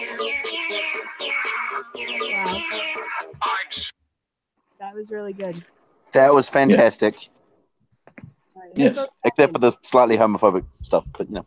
Yeah, agreed. I don't think that was homophobic. Well, I think it was playing off of. Yeah. Well, possibly so, but I mean, how many times have we seen rabid homophobes who are doing that because it's covering for repression? Like, I don't think that's a terrible influence. Yeah, I just think that what's the word? The inference that that's bad for some reason is it's it's kind of using the. I get what you're saying, Michael. Basically, it's sort of like making fun of somebody who is a repressed homosexual. Yes, it's using homophobia, not homophobia. It's using homosexuality as something to sort of be a source of comedy or mocking. Yeah, that's fine. That was I thought it was very funny. Yeah, it's like I wouldn't not listen to it for it, but I think I could understand why someone would critique it, and everything's open for critique. Minor quip. Yeah. No. That was, I mean, hats off to the person. That was so many clever lines, and wow, so many people I recognized. Yeah. It was sad. Yeah. Oh, there was one bit that I really laughed out loud at. The bit about I think Jordan Peterson's an intellectual. That was fucking good. Yeah. And my philosophy is trite. They genuinely do think he's like. I know. A smart person, even though he literally claimed that he drank one glass of apple cider and was awake for 25 days straight. Brilliant. Did you see? There was a fantastic bit of pseudoscience. He was going about this week about the planets ordering themselves because of the mass or something. Basically, ignoring the fact that we understand how gravity keeps the planets in check. It's not your crazy god stuff, you fucking mentalist. Like it was literally like, hey, go on. I was just going to say, a slightly sidetrack from that. Do you know that Isaac Newton invented calculus because someone was like, hey, the orbits of the planets don't make sense. Why don't they make sense? And so he invented calculus and then it made sense. He was a genius. That's a person who's an intellectual. He was a genius. Leibniz did a form of calculus basically at the exact same time, so it's a little bit contested. Whatever. My guy's better than your guy. Did you? He had a fascinating life. Einstein did as well, but Newton more specifically. Did you know? Having talked about it, he was actually homosexual himself as well, but at a time when it was illegal, so he couldn't be open. Isaac Newton. Isaac Newton, yes. He had a Swiss boyfriend. I kissed a boy last night. Oh, how was that? Oh, good for you. It was actually kind of nice. Yeah. Basically like kissing a girl, but slightly hairier. Yeah, he did have a mustache and a beardy thing. But then he told me he had a boyfriend, and I was like, oh, for fuck's sake. Tease. I know. The other thing I was going to say, did you see the video of Jordan Peterson talking on some talk show or something or other?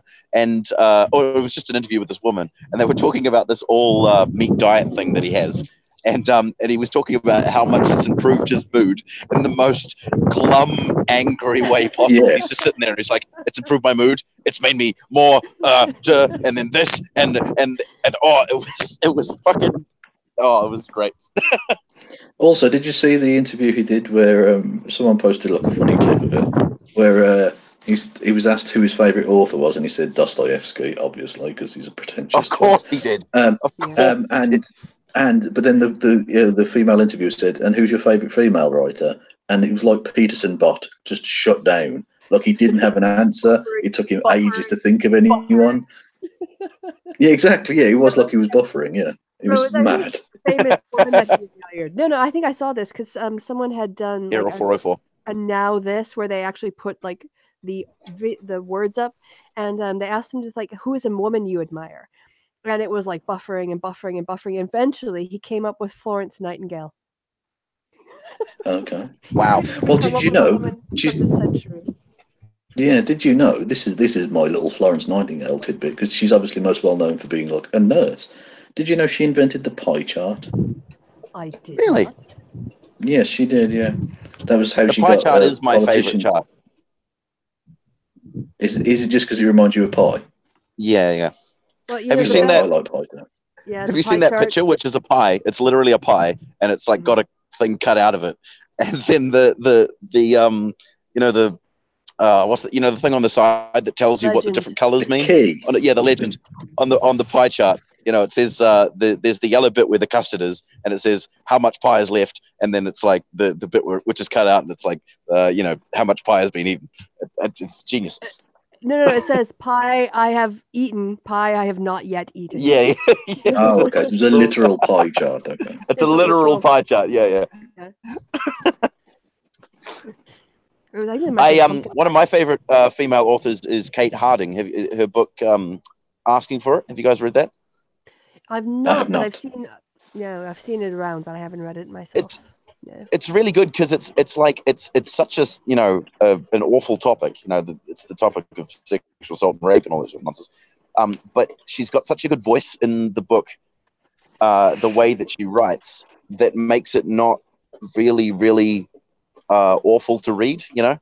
She just puts it across really well. It's a really good book. I read the whole thing quite quickly because it was just really easy to read, but also very important. Like a lot of it goes through a lot of important stuff to do with sexual assault and rape.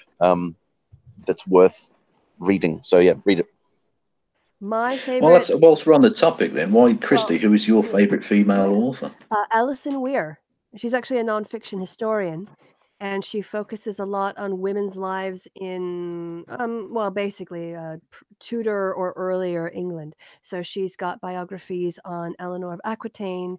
She's got ones on, obviously, all the Tudor women, and not just like the major Tudor women, but also like the sort of Lady Jane Grey and other things like that. And she writes in and she also does like Henry VIII and some more kind of straight up, like historical figures, but she always makes an effort to include the lives of women, or to focus sometimes on the lives of women.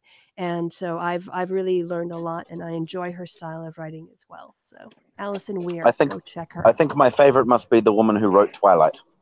No, not Twilight. The other one. No, the other thing. The 50 Shades of Grey. 50 Shades of Grey. Yeah, that's it. Yeah. the fan fiction of Twilight. Yes, basically. That guy. Do you guys watch Folding Ideas? Dan Olsen. No. Sometimes. Really? Oh, he's great. He does these long form video essays about media, and he did one about the 50 Shades of Grey movie, and it's quite good, worth watching. All right. Oh, can I just say that her I don't like her historical fiction, just her straight up non-fiction history books. Alison Weir's. I tried to read her fictional account, and it's very true to history, but she's a better historian than fiction writer, in my opinion. What about you, Kevin? Your favorite lady writer? Ayn Rand, definitely. No, I'm only joking. Why didn't Peterson say that? Why didn't Peterson say Oh God, yeah, that would have been perfect for his fan base. They'd have lapped that shit up. That's a bad pandering. Anyway, what an idiot.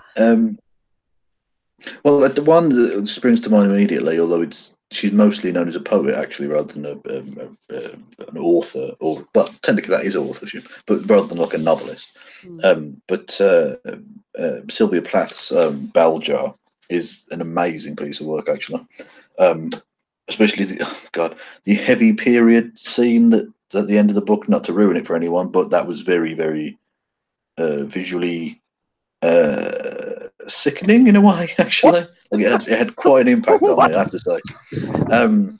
But it was what you can tell that's good writing, because it actually had like a physical impact.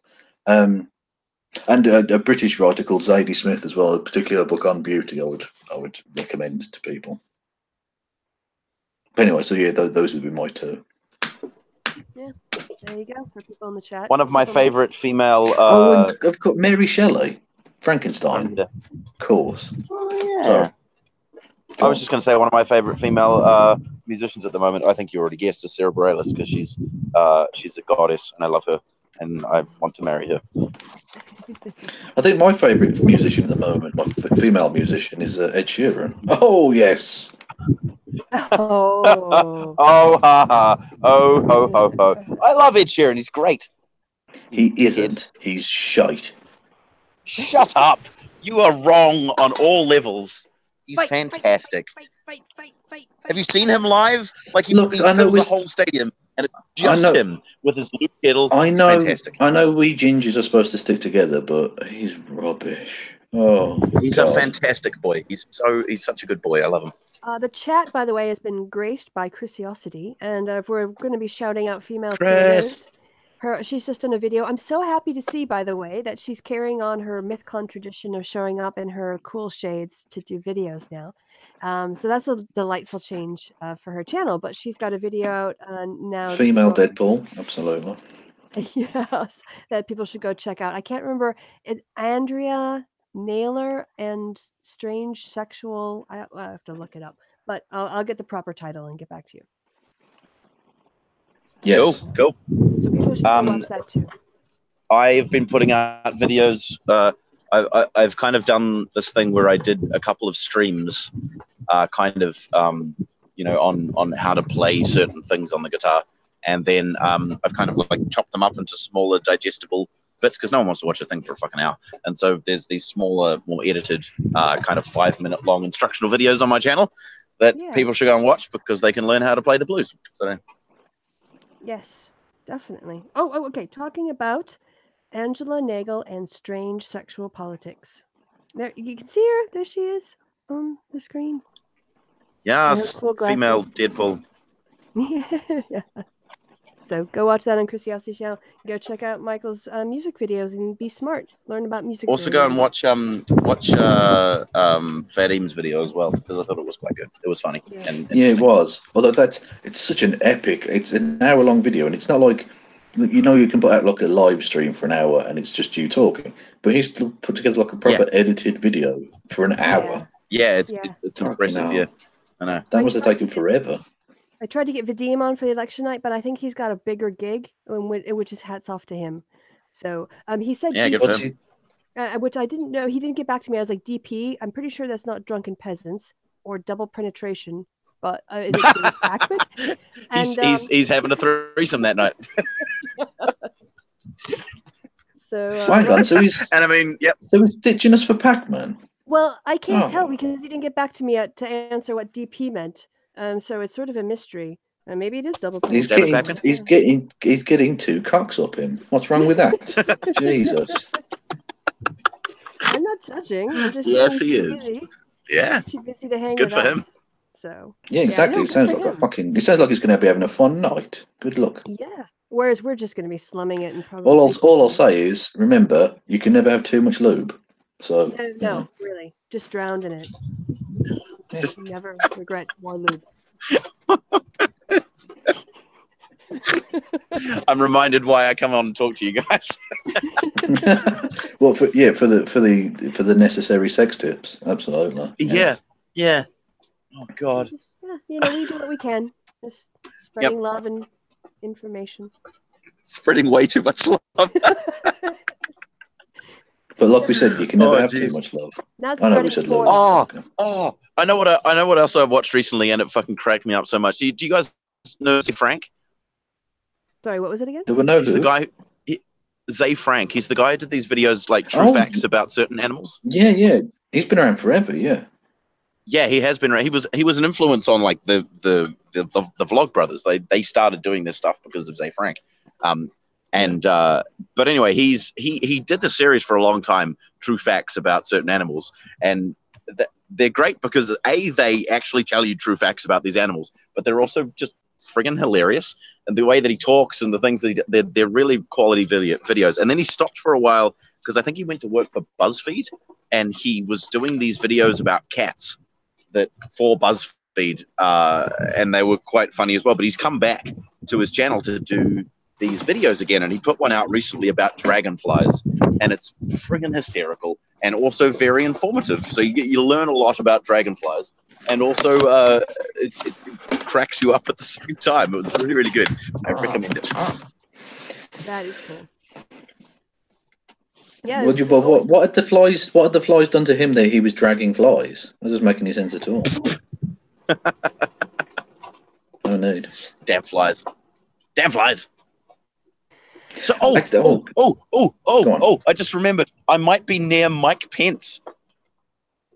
You what? I might be near him. Like, it's this really weird thing is happening. Like, the next cruise we go on, we cruise for 3 days to Papua New Guinea, and then the ship, like, docks in port and stays there for, like, 5 days while this, like, world leaders conference goes on inside it. And someone said that Mike Pence might be there. Ooh. Can I put in a request? If you, like, shake his hand, can you bend down and lick the back of it? Just because I think that would be hilarious. Michael. I mean, can you just gently rub parts of him for me? That would be fun. What I really want to do is buy that book that John Oliver wrote about his bunny and give it to him. Ask him to autograph it. Yeah. Hey, can you? The best part of that is that the website you buy it from is called betterbundobook.com. Oh, so good. It's called Marlon Bundo. It's genius. I love it. I know. I mean, that's the best thing. That's the best thing about Mike Pence is Marlon Bundo. No, it's not just the best thing. It's the only good thing ever. Yeah. No. Bodie McBoatface is pretty good too. That's not him. He had the Bodie McBoatface. Bodie McBoatface is a good thing. Oh, is that's it not Mike Pence? That's not Mike Pence related, is it? No. You just think, oh, I see. It was the only good thing about Mike Pence. Okay, you just said it's a good thing. ... I thought you meant. Oh well, no. There's loads of good. Fucking blowjobs are awesome. Like I wasn't. I'm not saying that's the only good thing in the world. What kind of depression do you think I have? That's the only good thing in the world. I mean, I don't really know from personal experience, but I would assume there's a range of blowjobs from like to like. Yeah, too much. Yeah, there's too much agree. teeth. To oh my god, I don't know what's happening here. This is amazing. What? I can't feel my feet. I think. Yeah. I don't. Am I human anymore? I'm not sure. What is happening to me I right might now? have just been pushed into my astral body. Yeah, exactly. Yeah, it is. It's that that the meme of the galaxy brain. Yeah. It's like that. You feel like you actually are. Or also the Squidward one, where like Squidward's like asleep and then like awake, like shaking. Yeah. The first one is the average one, and then the bottom one, yeah, that's the really good one. Fair enough. Well, there we go. Again, how did we get here? Where are we right now? How did this comes happen? back to cock. Yeah, it does for some reason. I am all about the cock. All about the cock. Because I'm all about the cock. About the cock. No. But I mean, no eventually we'll vagina. have. Yeah, well, we're going to have some equality time on here and talk about how to guarantee multiple orgasms, but that's going to be a different show. Yeah, let's minge I might chat. just be an expert, so it's okay. Minge chat. Yeah. Hi, welcome to Minge Chat with Kevin and Kristi. Yes. I mean, you can say what you want about the in-betweeners. Yes. You can say what you want about the in-betweeners, but their words that they use for vagina are actually kind of, do you guys watch the in-betweeners? Well, yeah, yes, I knew about plunge. Yeah, Plunge. whenever what's the guy's name? The really awful one, and he's always like, I'm gonna be knee deep in clunge. Yes, Jay. Yeah, all the time. He's just talking about, the things that he uses to describe this stuff is just horrendous, but they're so funny. Oh no, Brits have great slang.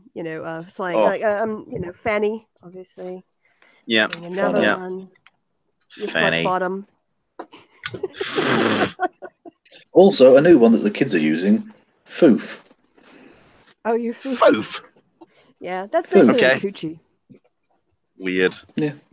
Weird. Old-fashioned. Oh, so I finished watching Friday Night Dinner, and it was really sad. Oh, was that on Netflix? Like the last episode. No, it's online. I kind of because what happened was so me and my girlfriend broke up a while ago, and we were hanging out. We were both in America, and she was in over the other side of America, and she was coming back to New York for a couple of days, and we kind of left on bad terms. And so I I said to her, "Do you want to just get an Airbnb together and we can hang out?" And and so yeah, we did. So we hung out for like 5 days and basically played Overcooked, which is the best game ever, by the way, and watched Friday Night Dinner constantly. It was great. Okay, That's I mean, nice. I mean, it's a good thing. It's a good that's memory to end on a positive. yeah, it's a note. good memory. But you started off with, oh yeah, well we broke up. So now I'm just thinking, oh, it's tainted. Oh, that's fine. I mean, it was the whole like polyamory thing that she's not really into. So we kind of it's probably for the best. It was going to not Whereas work out in the long term. Mike Pence, I think would be down for that. You should try. I agree. I'll give him the old 1-2. What's On the move. Kristi Lick the doing? hand. Lick the hand. It's a dog. What? What? Where did this lick the hand thing come from? Well, it's kind of to be honest, it's just basically ripping off Eli Bosnick's thing about licking Ray Comfort's eye. Have you ever seen his picture where he's like next to Ray Comfort No. at Reason Rally? Yeah, he had this whole thing like he was going to meet Ray Comfort at Reason Rally and lick his eyeball. And Wow. So eventually when Ray was at Reason Rally, he went up to him, and now there's a picture of Eli Bosnick standing next to Ray Comfort, and Eli is doing this. So you have to put the screen on me so you can keep seeing it. Oh, did we all? Like that? Is Eli coming onto the thing on Tuesday? He is invited. I don't know if he's going to come on or not, but he is invited. I think he said something about mainlining heroin if it's bad, so maybe not. Oh, okay. Oh, well, maybe I'll join him then. Keith Myers is also invited. Yep, So, good. Okay. Oh, good. Also, That's funny. I apologize for Ray. Ray Comfort, by the way. I'm sorry. He's our fault. Yeah, we blame you. Yeah. Although you have to say that Yeah. so clearly there's great facial hair potential in New Zealand. I like that. Say again. I say he's got a nice beard, so clearly with you and him, there's clearly great potential for New Zealand facial hair. So that's positive. True story. Yeah. I finally saw Thor Ragnarok because it's on Netflix in America, and It's so good, right? so good, so funny, and I just love it that Taika. the director. Yeah, I love that he put his voice in there because he's so good. He's so funny. He's like, "This is my friend." He's like an insect with knives for hands. And then it's like, "Oh, you're still carrying him around?" No, he's dead. I jumped No, he's on dead. him. I'm just carrying him around because I felt Yeah, this so room's good. like it's a circular room, but it's like kind of a freaky circular room, Why do you guys say the word freaky? I just find it hilarious. Freaky. I Oh, can't it's even so say good. Have you seen You've seen his other films, right? I saw the things that happen in the dark, or that whatever. A friend of mine. found What this we do in the shadows, you fool. Yeah, it's dark, Things that happen in the dark. something like that. It's like 20 years old. That was now or great. something, but yeah, Yeah. everyone should watch that. That is just That's a delight. great film. Really good. You should watch Hunt for the Wilder People as well because it's fantastic. It's got Sam Okay. Neill in it, Okay. and it's also got, like, if you've seen the recent Deadpool, the rather large teenage New Zealander boy that's in that is also in it. So Wait. It's You kinda mean it's teenage Negasaurus, whatever that person? What? Who's? he's the kid who, and like, have you seen Deadpool 2? Yeah. Yeah. So he's the kid who does like all the fire and stuff that Ah, right. Deadpool meets in prison. Yeah. So he's in Hunt for the Wilder People as well, and he's great, and it's a really great film, and you should watch it. And Taika's in that as well because he directs it, and he does this one scene which is freaking hilarious. I love it. It's so good. He did a TED talk as well, which is fucking fantastic. What's a TED talk? What? A TED talk is the New Zealand equivalent of a TED talk. Yep. Oh, okay. Fair enough. Yeah, we have a little bit lower budget. Is it a team talk? You're welcome to me TED talk. Oh. That's basically how it goes. So that was Welcome to me TED talk. I just flew in. My arms are quite tired. Questions? Any questions? Just at the end. Guys That's are it. making me want to go watch Flight of the Conchords now. Oh, did you see all their new stuff? Yeah. Oh. How do I see it? Yeah, because they were on Colbert. They were on Colbert, and because then Jacinda was going on Colbert after them, and he asked, "Oh, what do you want to ask her anything? That's so not I bad. can ask her when she comes on." That's not a bad warm up act, is it? I've got my warm up act is Fly the Conchords. It's fine. What's that? What are you talking about? They'd be a good Did you say opening act. they were on before her? Yeah, exactly. Okay, never I mind. get what you mean. Fuck's Now. sake. Okay. Go on. No, I get what you mean. But anyway, and so he said, "Do you want to ask her a question?" She said, "They said, yeah." And so they looked at the camera and said, "Jacinda, would you like to come over for dinner?" And then she replied in the later thing. She was like, "Yeah, as long as you pick me up from the airport." And so they might, But anyway, they performed these two songs. They performed a song on Colbert, and then they did an HBO special.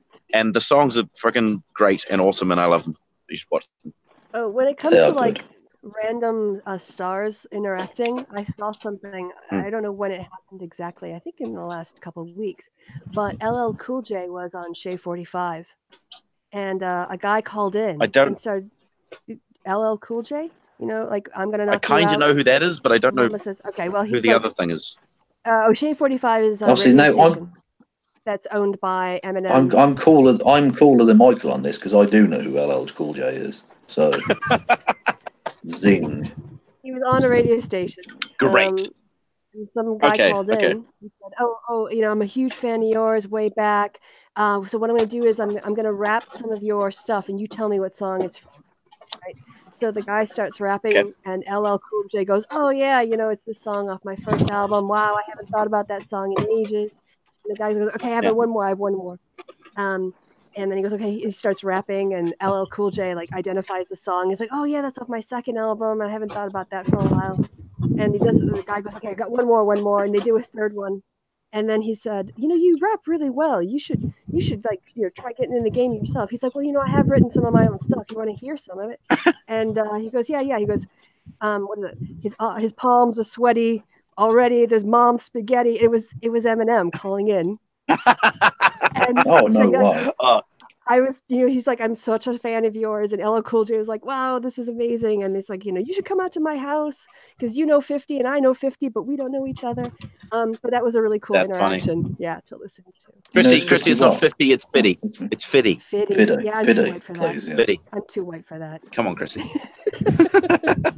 But that's what he said. Because he was on Colbert as well, and Stephen asked him. He's like, So tell me, am I supposed to say 50 or Fiddy? And he said, "No, it's Fiddy." Did you guys watch the link I showed with Stephen Colbert doing the public radio or public television in Michigan, where he actually between being on the Colbert Report and being the host of CBS Late Night, the local a local community public television station had a 1-hour show, and randomly Stephen Colbert showed up and he was on it, and he interviewed people on the staff and other stuff, and then Eminem, because he's from Detroit, he came on it. I'll have to give you guys the link because Colbert plays it so this rap game, it's pretty hard to get into, and I was like, yeah, well, I think I'll be okay. And Colbert just plays it like he has no idea who he is. It's great. It's That's really, really funny. Oh yeah. Did you see the one with it was on Colbert and it was Lin-Manuel Miranda was on there, and Colbert had an idea for a musical, and it was about some other random dude who signed the Declaration of Independence, and he and they start acting out this musical. I think his name was Button or something like that, and so the musical was called Button. And they both kind of rap in it. It's quite fun. It's quite good. I didn't see that, but I did see him freestyle twice on Jimmy Fallon. Oh, there you go. Which is phenomenal. Yeah. Yeah. It's great. And I've got my family now. My stepfather started to listen to Hamilton, and I was like, "Oh, you have to listen to the whole thing." And I actually have there might be some bootlegs of the original Broadway cast out somewhere on the internet, and so I might be showing them a bootleg. Well, someone told me that there was a cast recording. Is there a cast recording, or is it?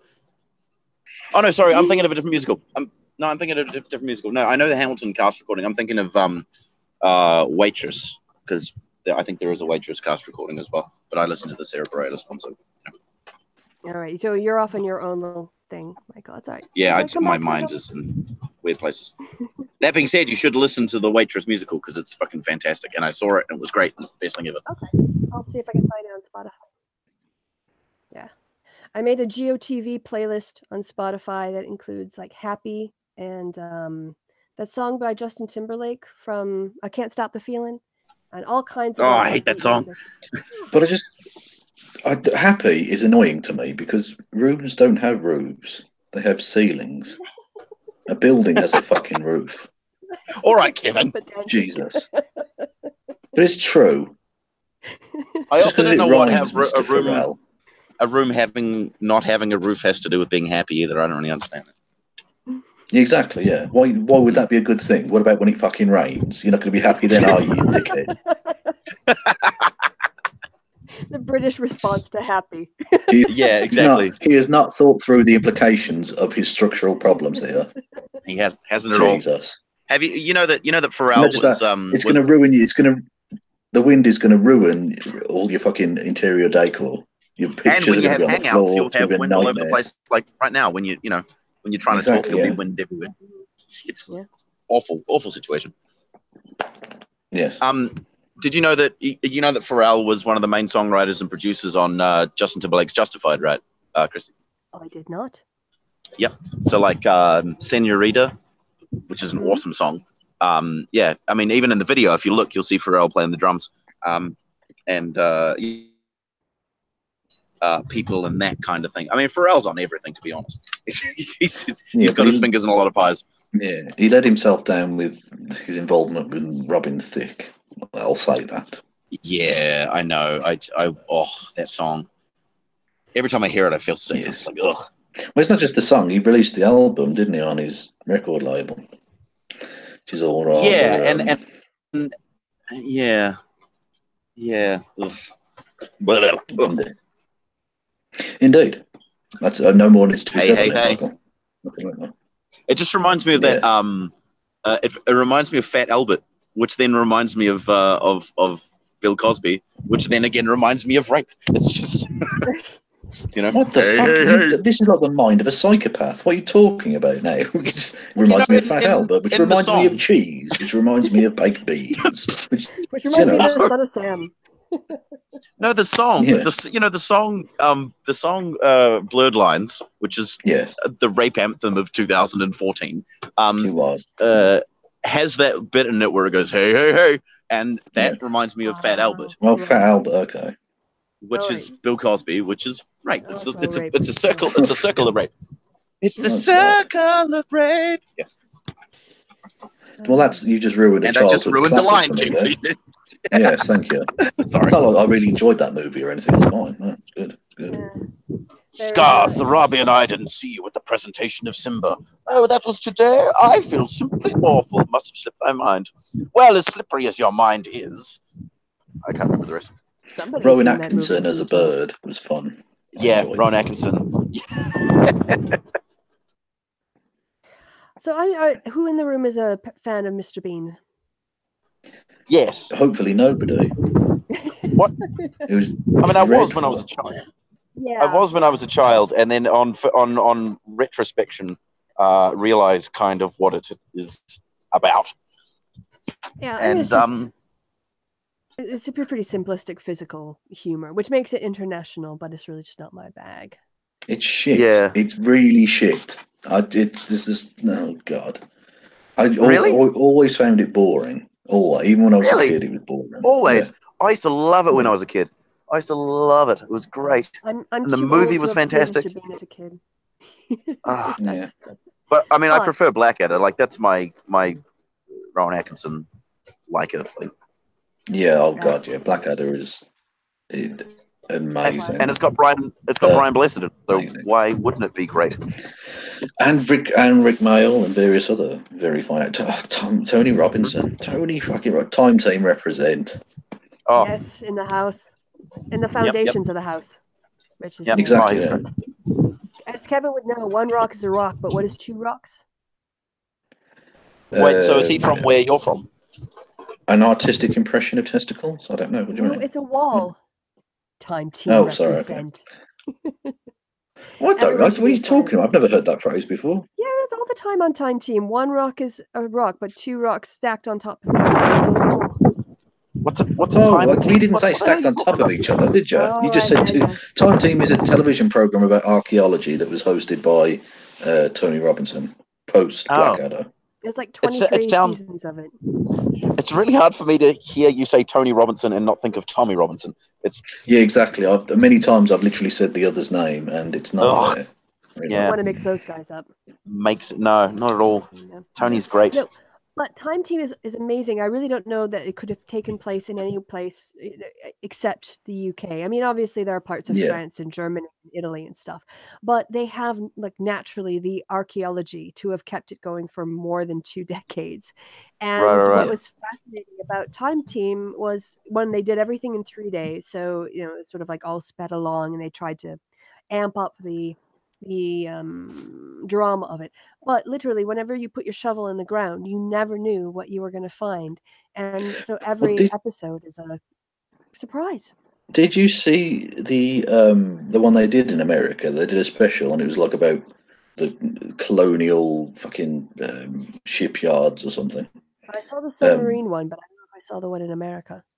Yeah, they did a special in America about a colonial shipyard thing in Virginia or somewhere. And it was so they tried not to be condescending, but it was really difficult because they were like, "Well, we're used to dealing with stuff that's much older than this. This is quite new, really." And it was like from the 18th century or something. And it's true. They're dealing with like 1,000-year-old fucking Welsh, rock. I always used to get like when I came to Britain for the first time, I was hanging out with some dudes, and that was one of the things they would always say. We'd be walking along and the street, and he'd be like, "You see that rock down there?" And I'm like, "Yeah." And he's like, "That's older than your country." I'm like, "Okay, great." It's true.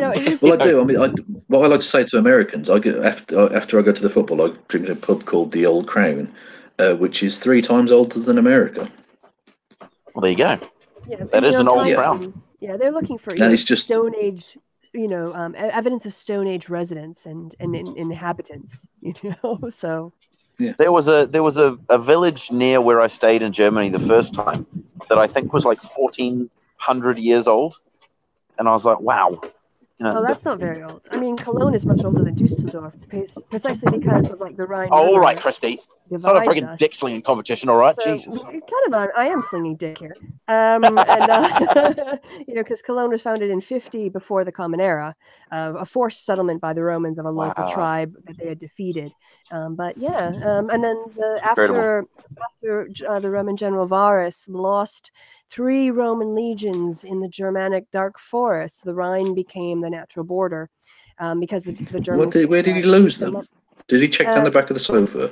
Yes, he didn't. It was actually a brilliant tactical thing by the local tribe. There was a man who had risen through the ranks who was Germanic, but he still felt loyalty to his kinsmen in the German forest. And so when the Roman legions were walking through, they arranged this basically massacre of the Romans. And what happened was they went through this really dark wooded forest, and the normal Roman troops had to form a single file line, or almost a single file line. And it was so long that if you started with the first person at the start of the day, you would get to the end of the day before you saw the line. That's because it was 3 Roman legions, and it was their baggage and their washerwomen and the other people who traveled with them. So the Germans came behind the back of the line and just massacred people all the way up to the front, and they were so stretched out they had no idea what was happening behind them. And there was in the forest they actually found a whole bunch of bones where the Romans came and they found all the massacred people and sort of buried them in a slightly more dignified way. But that defeat really set a physical barrier of the Rhine between Roman Europe and what became, not the Vandals, but the barbarian areas where the tribes remained free for a much longer time until they converted to Christianity later on. That's fascinating. Well, I would. Do you want to know 2 cool New Zealand historical facts? Go on. Then. Also, not tomorrow, but the day after, we're docking in the Bay of Islands, which is the site of New Zealand's first capital, which is called Russell. And next to brilliant name. Yeah, I know. Great. We've got some really bizarre names to play. Yeah, we've got another place called Clive, which is okay.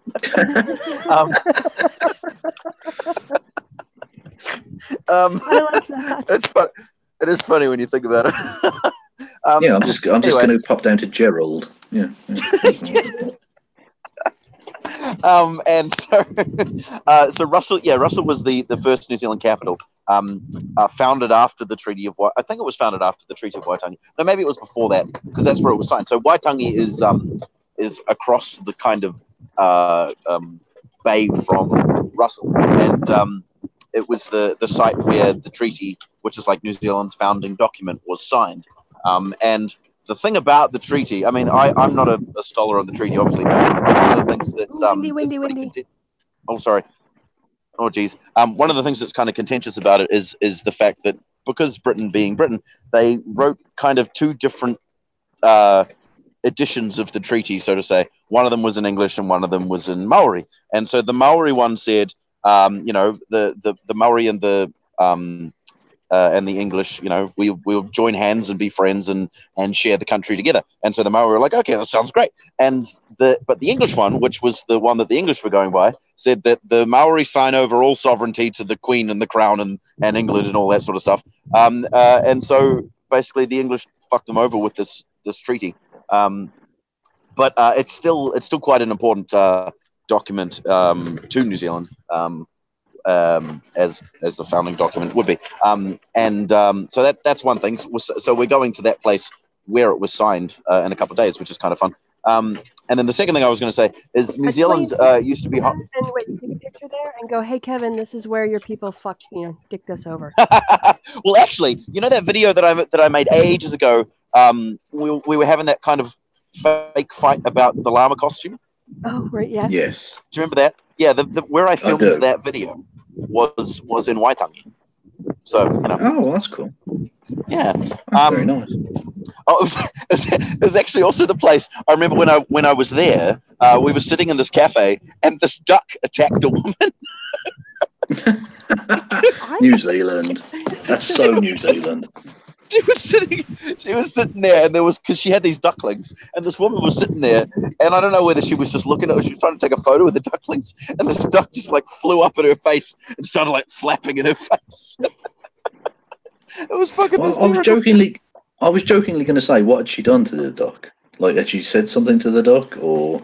But if you mess with the duck, insulted its family, ducklings. Yeah, exactly. Yeah, there'd been beef. There was historical beef between the woman and the duck. It was. Yeah. I just want to know that if I ever have now the chance to name a mountain or anything, I think I'm just gonna call it, Sarah or Daniel. Kev. Yeah. Or well, there's already a Mount Logan, so I feel like I don't need to do anything there. That's true. So. How can I sign up to Mount Logan? You got to buy me a drink first. Yeah. I was gonna say, has anyone climbed Mount Logan? In Australia, there's literally a place called Mount Buggery. That's actually true. Yeah, it's true. There was a place called I swear to God, there was a Cock Bay or something somewhere else. I live near Fingering Hoe. Say again? Yes, that's a place in England. I live near Fingering Hoe. Oh, that's great. That's great. Yeah. Yeah, Australia's got some great ones. Yeah. Cockwash is another place in Australia. Of course. Just for the record, Adam Rainstopper, he would Mount Logan. Well, give me a call. We'll sort something out. Good. Well, we have. Do you guys have duck crossing signs in your countries? No, because we live in civilization. What are you talking about? Fucking duck crossings.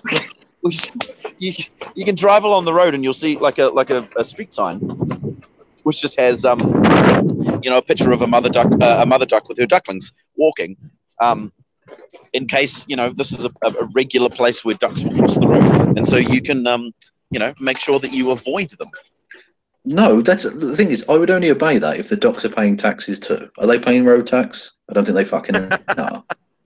Tax is theft. Taxation is theft. So no. Yeah. Taxation. No, the ducks are libertarians. Yeah. Well, that idea is just quackers. Oh, jeez. I was going to tell you one more historical New Zealand fact. Sorry, I got sidetracked by ducks. Fucking duck. And crazy place names. You're such a duck, bro.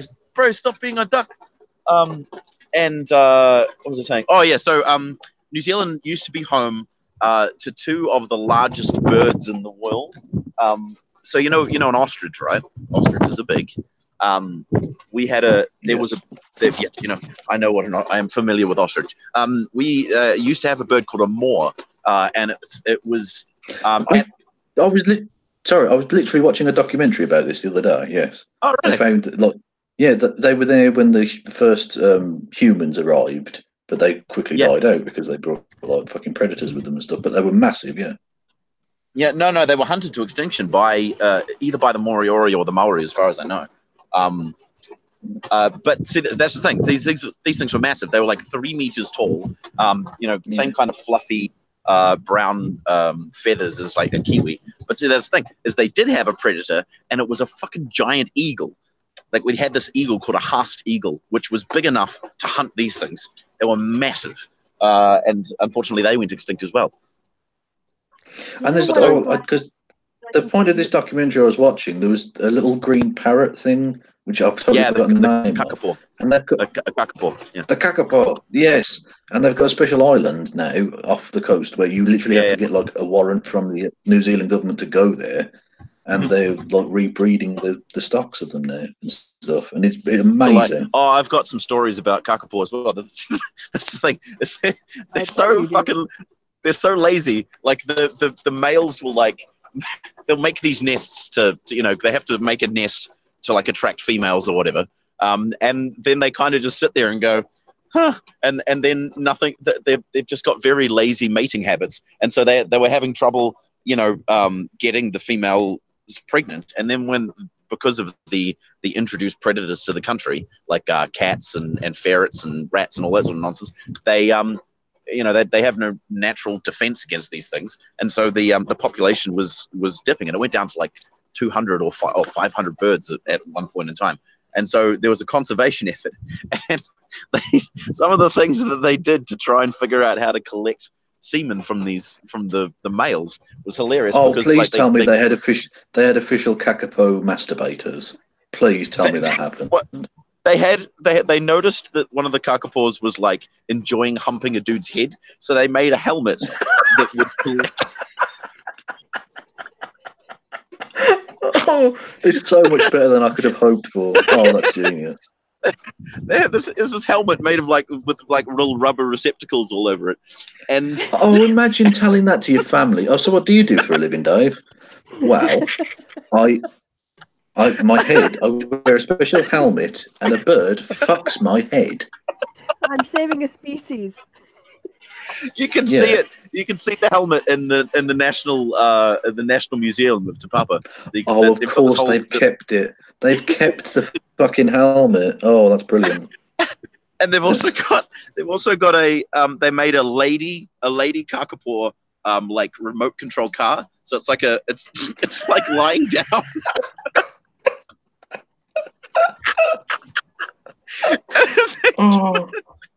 So before they had robots for guys to have sex with, they found robots for birds to have sex with as a trial. And you can see that as well. I think they called it like Sharon or something. I'm crying. I want to get a picture of the helmet now and put it on people. Because it was there was a really great it was a documentary with Stephen Fry and some other bloke were in New Zealand. Last Chance to See.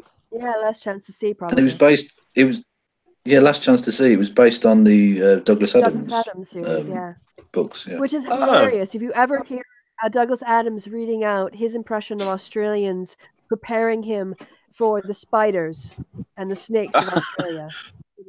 I've never heard of this. I'll have to look it up. Yep. Yeah. But anyway, there's this one bit. It was a video that went viral on Twitter.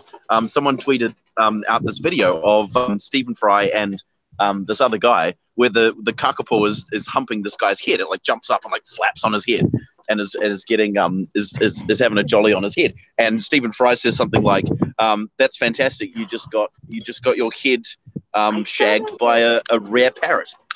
And it was scratching all of his neck, right? He actually the guy just said, no, I'm not going to shake, but he was getting really scratched to bits by this bird having a sort of using it as a white stick. Yeah. It was so good. As a flashlight. So yeah, that's New Zealand. We have another parrot called a Kia. Well, you know the car Kia. I don't know whether it's named after the bird, but I mean we have a Kia, and they fly. The kakapo I think are flightless, but these are another green parrot that we have, and they're such bastards. They're kind of like magpies in a sense because they come. I remember these car ads from ages ago where people would park cars in a car park near a forest or something, and these birds would just come out and they'd pull all the rubber off the car, so all the rubber lining and everything, they'd just pull it all off, and they'd pull all the rubber off the windscreen wipers and things like that and take it away.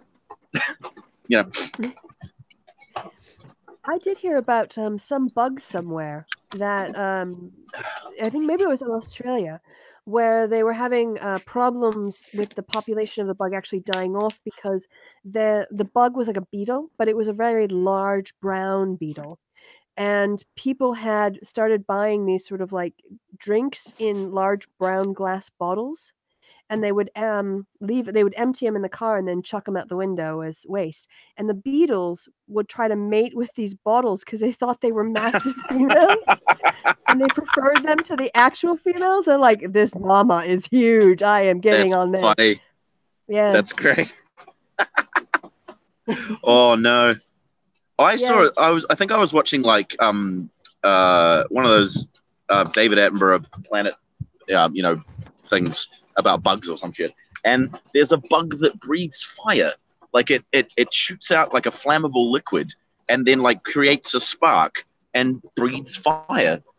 It's amazing. What you mean it spits my mixtape? Is that what you're saying? Yes, Kevin. Oh, yeah. Yes, Kevin. I'm trying to say And I go, women, like human beings, Homo sapiens, like we got really shafted when it comes to like mating rituals, because we don't get people making fire for us. This is like elaborate dances, and I saw some fish on a BBC thing that makes this sort of almost like a Eastern, what is it? It's like a Tibetan mandala in terms of like putting sand in little waves, little heaps into. Yeah, and like shiny things, and then he'll just sort of hang out and hope to be noticed. Mm-hmm. Yeah, see, hold on, Kristi. Are you telling me that like, getting... do you have a stable job? Do you have any addiction issues? Do you have like really bad family issues? No. Okay, maybe we can date.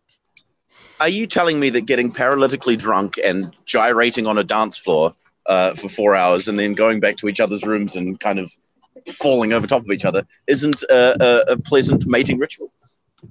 Well, was it on Twitter where some guy wrote, "What is up with women these days? After sex, y'all get up and leave. Where are you going?" And a woman wrote back, "Home to orgasm." Oh. Burn. That is a 3rd-degree burn all over him. Yep, absolutely. Yep. Get into the burn ward. Right. So, have we been going for a while? I think have we been going for 2 hours? Yeah, I think so. Gosh. Yes. We said the in America today, so I've also been watching the American football. The Patriots are playing the Packers. Oh yeah, how's that going? Of course you have. Patriots are 7-0 up at the moment, but it's still first win. quarter. So. I have to say, so I watched the Packers game last week, and even though I'm a Packers fan, was rooting for them. I had to give mad respect to the Rams, who played a very, very good game. And of course, they'd rather be lucky than good, and the Rams were lucky several times. But when they did the fake out from the punt to throw the ball to get the down, I was like, you're going to win the game. I think I can hear Michael's soul like withering. I was just about to say, I was like, you're speaking a completely different language from me right now. Kevin puts up with this when you and I talk about hip hop. So yeah, it's fair. I mean, I could talk about rugby or cricket, but Well, I could do that too, but then Kristi, there's the Venn diagram of our interests. No. None of the three. There's no like 3-way meeting. No. YouTube drama. Well, there is a 3-way. Definitely. Hey. And what a glorious one it would be. No, yeah, decades of experience. True story. True story. I am very good at the sexing. What telling what sex chickens are? What do you mean? Squeeze a little bit just to see if you can see the little tiny chick balls. Oh, jeez. Oh. But then what follows is so sad. Oh, God. Yeah. I mean, the falling asleep and yeah. Being thrown into a blender. Oh, yeah. Well, that's the cruel part of it, but it doesn't have to be like that. Oh, jeez. No. Oof. It reminds me of that Rick and Morty episode. We never did our Rick and Morty hangout. We didn't. We should. Yeah. We still have to. No. Yeah, at some point, yeah. But it's been so long now, I don't know if I can be fucking bothered. I'd have to go back and watch it because I've totally forgotten it now. That's not a bad thing. It's a good show. It's an awesome show. It just means I'd have to arrange to do a specific thing, and that's not my forte. My forte is just doing stuff, and That episode, the one I was thinking of is the one where Morty. I was gonna say how Deadpool's motto is maximum effort. Yeah, Kevin's motto is minimal effort. Yeah, exactly. I've always been. What's the least amount of effort I have to put in to get through this thing? I always remember that from one of your very first Descent to Manosphere videos, where you outlined how much of a profoundly lazy bastard you are with no schedule. Yeah, in the very first one, I explained. Yeah, I said there's going to be no schedule to this. They'll happen when they happen. That's it. I'm a lazy fucker. Quality stuff.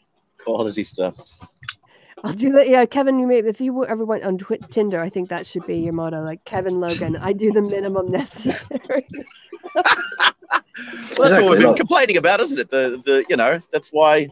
I'm a lazy bastard. But I don't want the ladies to think I won't make sure they have a good time. I'll just put the minimum amount of effort in to make sure they have that good time. Like, I'm not going over the top with it. You're not getting foreplay and stuff, but I'll make you come. What can I say? Like, you get 2. What are you complaining about? That was 1 more than me. I'm going to sleep. Good night. And I do. It reminds me of business time. I will literally roll off. Yeah, I will roll off and fall asleep before my head hits the fucking pillow. So that's happening. You're like a rabbit. Have you ever seen a rabbit have sex? And they just seize up and then fall. Yeah, exactly. Yeah, literally. I will expend all of my energy will be gone.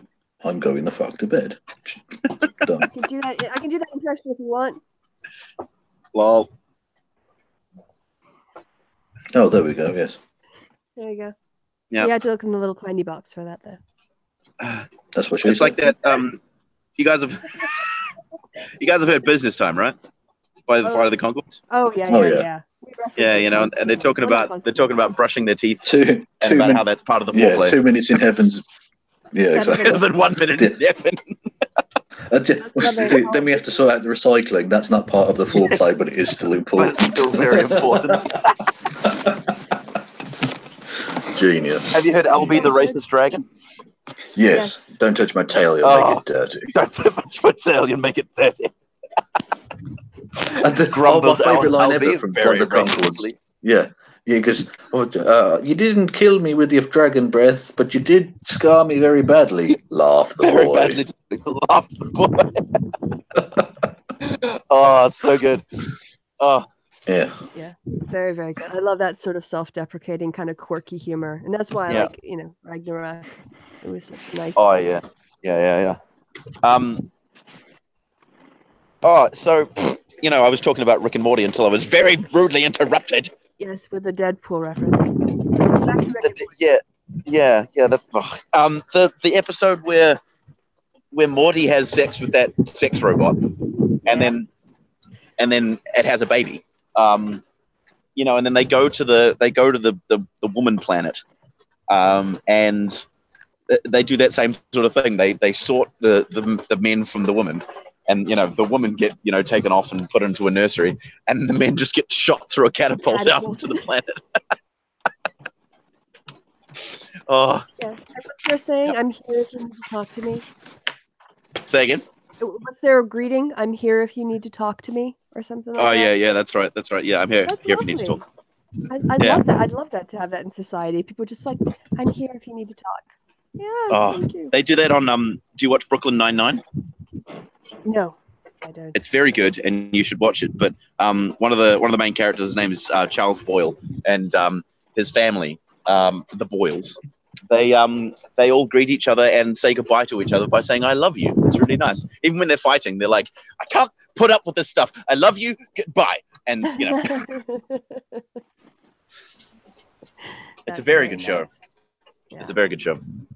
Too many good things to watch, but I know. these days I'm limited to Netflix. It's frustrating, eh? So much nonsense in the world. Occasionally, I try to make videos too. Yeah, I really should finish some. Yeah, I have this long-term project that I've been meaning to work on, which is I want to do some podcasting on like little 10-minute things on the Cologne Cathedral, which I have a book for right here. And maybe now that I'm not sick anymore, I can get around to doing that. I want to know if there's anyone else in the entire state of Wisconsin that has a book about Cologne Cathedral. No. The Dome. I'm confident. Yeah, the Dome. I'm confident that there is no one in the world who has ever seen the movie Pinocchio more times than my sister. Okay. Yeah, she watches it. I mean, it's very specific, I know. It's got some really terrifying parts in it. It does. You know, when they turn into donkeys, the kids, you know? Yeah, Ugh. exactly. Yeah, it's terrifying. That's right up there with Jamie Charlie loves it, though. She watches it. Factory. Oh, yeah, in the tunnel. Oh! Jeez. Something about the kids do like to be scared a little bit. Like they cry right away and then they come back for more. You know? I remember seeing Jumanji like that too. when I was a kid. Which is why I punched them in the face. Yeah, okay. Oh, jeez. When I was a kid, I saw Jumanji and I cried so much in the theater I had to be taken out. Wow. Do you mean Mafia style? No, it was I was with a friend of mine and they took me out. Yeah. Like in Pulp Fiction, take her out with a gun. Like, no, man, like take her out for dinner. Yeah. Quality stuff.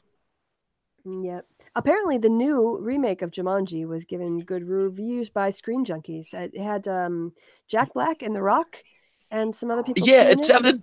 And it had an interesting premise. Amelia Pond as well, whose name I can never remember in real life. But yeah, she was in. Oh, really? Oh, I love her. Yeah. Yes. Yeah. She was in the new. Yeah, she was in the new Infinity War as well. I didn't realize it was her, but it was her. Oh, okay. Because she's dressed up as an alien, obviously. Okay, but you know, she's one of the main characters. Like she's a daughter of Thanos. Oh, you mean Amy Pond? Yeah. Yeah. I didn't realize that until later either. Like I watched the entire first Galaxy Guardians movie, not knowing that. And even now, I have a hard time. Like occasionally, I see flashes of her, but she's a completely different. Yeah. I know, it's crazy, right? Yeah. I know. And I tell you what, I found slightly annoying. You know Warwick Davis, the actor, the small, I don't know what the dwarf I think he is. He played Willow. Yeah. Well, he played one of the Ewoks as well, didn't he? And I don't know which one. So when I see that scene now with them all like popping up, I want to know which one's him.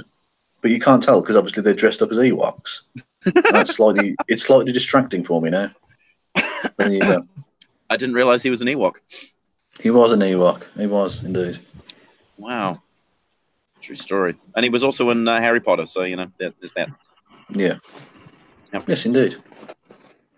Hey, I have a question. I want to steal something else I saw on Screen Junkies, which I thought was kind of fun, which is a question for both of you. You can take. Hey, Michael. Yes. What are you watching? What are you watching right now? I'm watching your face. No, I mean like on television. Well, at the moment, my Netflix download. Well, I'm watching American Horror Story Cult, and I'm thoroughly disappointed with it at the moment. Like thoroughly disappointed with it. And I'm hoping. Oh no, sorry, not Cult. Apocalypse, which is the newest one. And in theory, the premise is great. The actors are great. The story's just kind of the way that it's being executed at the moment is kind of all over the place, and it's disappointing. But also the same kind of thing happened in the last season, where like it kind of dragged for the first bunch of episodes, and it was kind of lame, and then it just kind of kicked into fifth gear, and it was fantastic. So I'm kind of hoping that that's going to happen as well in this one, but so far it's just been kind of not great, and so I'm kind of disappointed. Yeah. All right. Well, thanks for that. Yeah. People can go check it out and decide if you're right. Hey, Kev. Yeah. The other one is like I said, I'm watching Brooklyn Nine-Nine, and what's the other thing I have on Netflix? There's something else that I was watching. 1 second. Because I have to download everything onto my. Oh, BoJack Horseman. BoJack Horseman. Oh, so good. Oh, I don't know that one. I'll have to check it out. I'm in America. They've Gotta got watch the BoJack. selection, so BoJack's fantastic. Yeah, it's a really, really good show. So thanks. Hey, Kev. Right? Yep. What are you watching besides sports? Like a I TV am currently watching That Ass. Who's that? Do you see what I did? Do you see what I did there? That's a classic meme. No, what I was the full series has just finished, but Better Call Saul I've been watching, and that's fucking brilliant. But the full series has just finished, so I don't know when that's back, because I'm not one of these people who like finds out when the next series of a thing happens. It just happens, and then I'll watch it. What else have I been watching? Not a lot, really. I've been just watching sport and news. That's about it. A lot of politics stuff going on, so yeah, I haven't had time for decompressing. So me, I'm watching the third series. Hang on. Whoa, time out. Kristi, what are you watching? Kev. What are you watching? Glad you asked. Thanks for asking. Okay. I'm watching the third season of Daredevil. I have to say, it feels like you could have skipped the Defenders and it flows just fine. I was disappointed to see that they canceled Luke Cage. I was not at all disappointed to see they canceled Iron Fist. But this season so far has been really good. Vincent D'Onofrio is back as Kingpin, is scary as ever. And they've got Foggy and everyone else, sort of the people that you kind of expect. And I'm about 4 or 5 episodes in now. And they've introduced a new guy. Anyway, I don't want to give too much away, but I've been enjoying it so far. And then I'm very late to this train, but I finally decided to try Orange is the New Black, and I absolutely love it. Cool. Yeah. Have you watched Jessica Jones? Yes, and I'm waiting. I don't know when they're going to do another Jessica Jones, but I absolutely love David Tennant, and I loved everything about that class. I'm hoping, like Daredevil, it will be as good as the first season. So that's what it seems to be. Yeah, I haven't watched the second season yet. I watched the first. Is there a second season of Jessica Jones? Yeah, second season's already come out. Damn, how did I miss that? All right, well, I don't know. I'm going to be watching that soon too. Yeah, how did I miss that? Wow. On that note, I'm going to download it. Jessica Jones.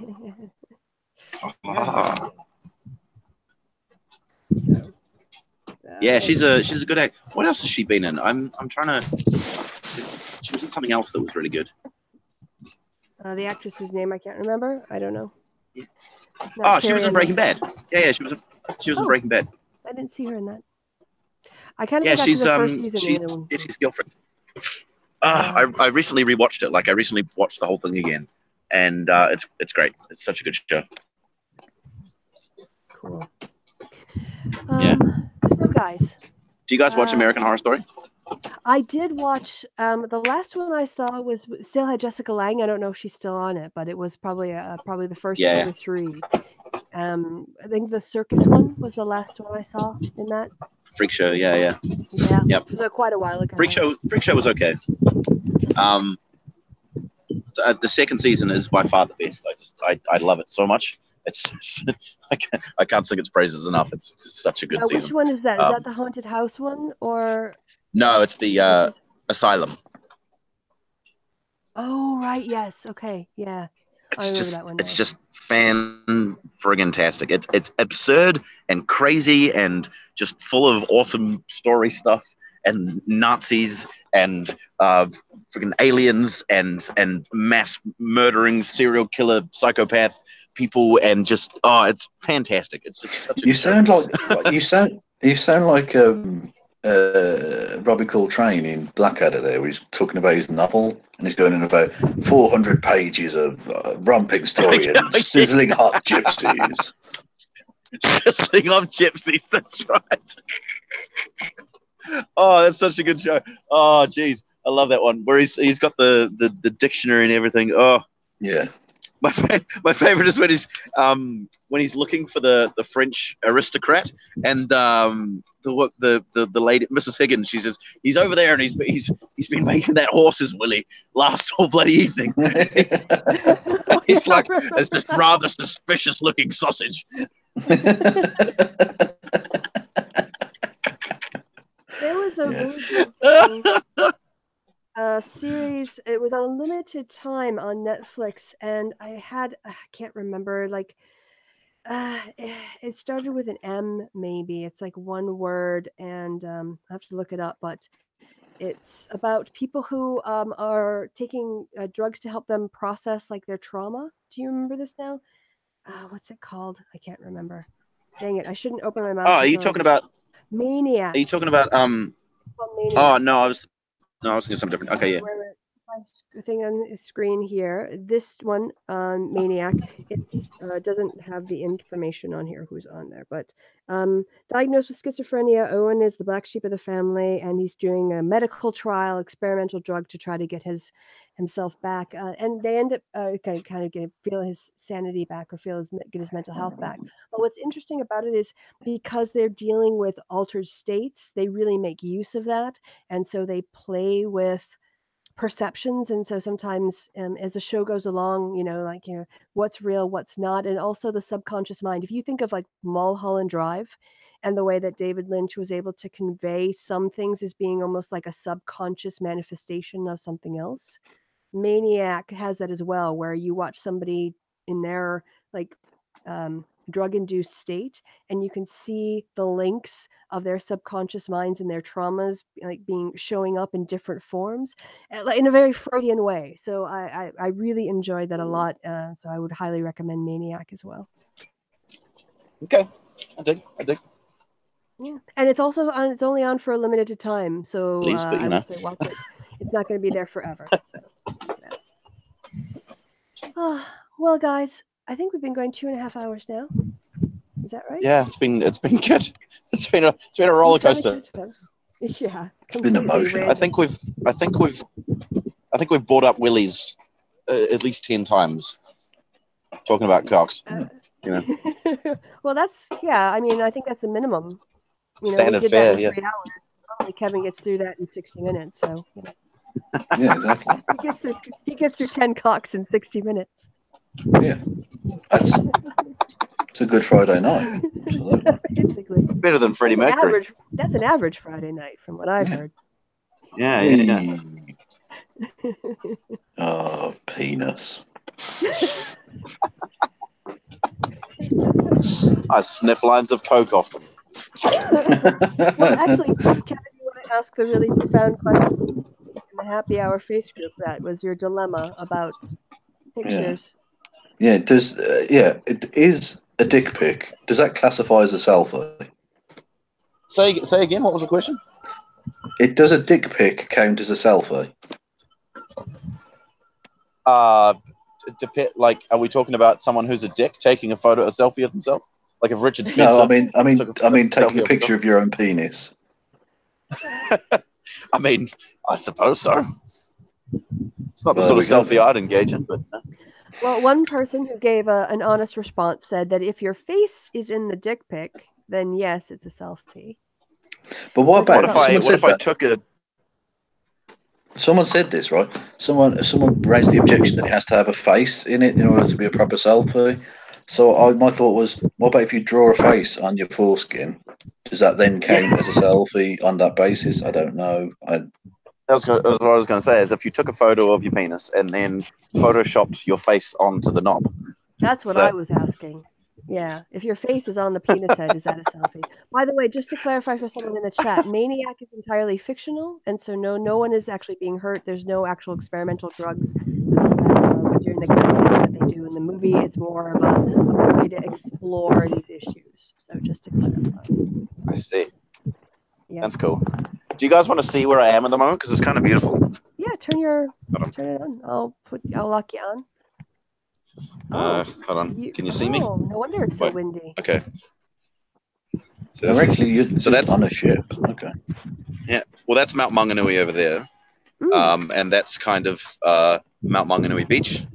So we're kind of Maunganui Beach / You know what? Do you guys sell the trolls? ship. Ooh, that's nice. Do you guys sell like the trolls in your gift shop? You know, the ones with the fuzzy hair? Oh, no, I don't think so. Okay, well, you need like that or something similar, to put on the end of your Penis. camera. Your penis. So anyway, and that's 12. and that's your 12. Oh, that's good. It would get rid of the wind noise, like a windsock, basically. That's what I need. What they need to buy, or no, sorry, they need to buy. Someone needs to make like basically a little fuzzy windsock that you could pop over the back of your or your camera or your phone, so that it didn't pick up the wind. That's what I. Oh, that's a good idea. That's my bid for the Dragon's Den. That's going to be my pitch. Oh, good. Shark's Tank. Basically, I'm going to get fuzzy socks that fit and cut them off the tips. On your penis. With your penis. Yeah. Let's be honest, that already happens. Let's be honest. No.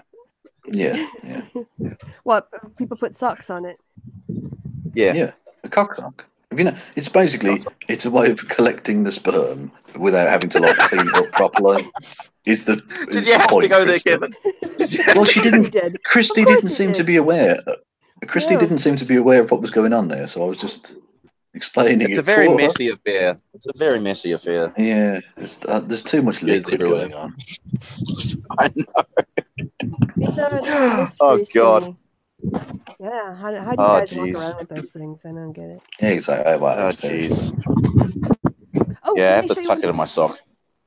See, like this thing right here.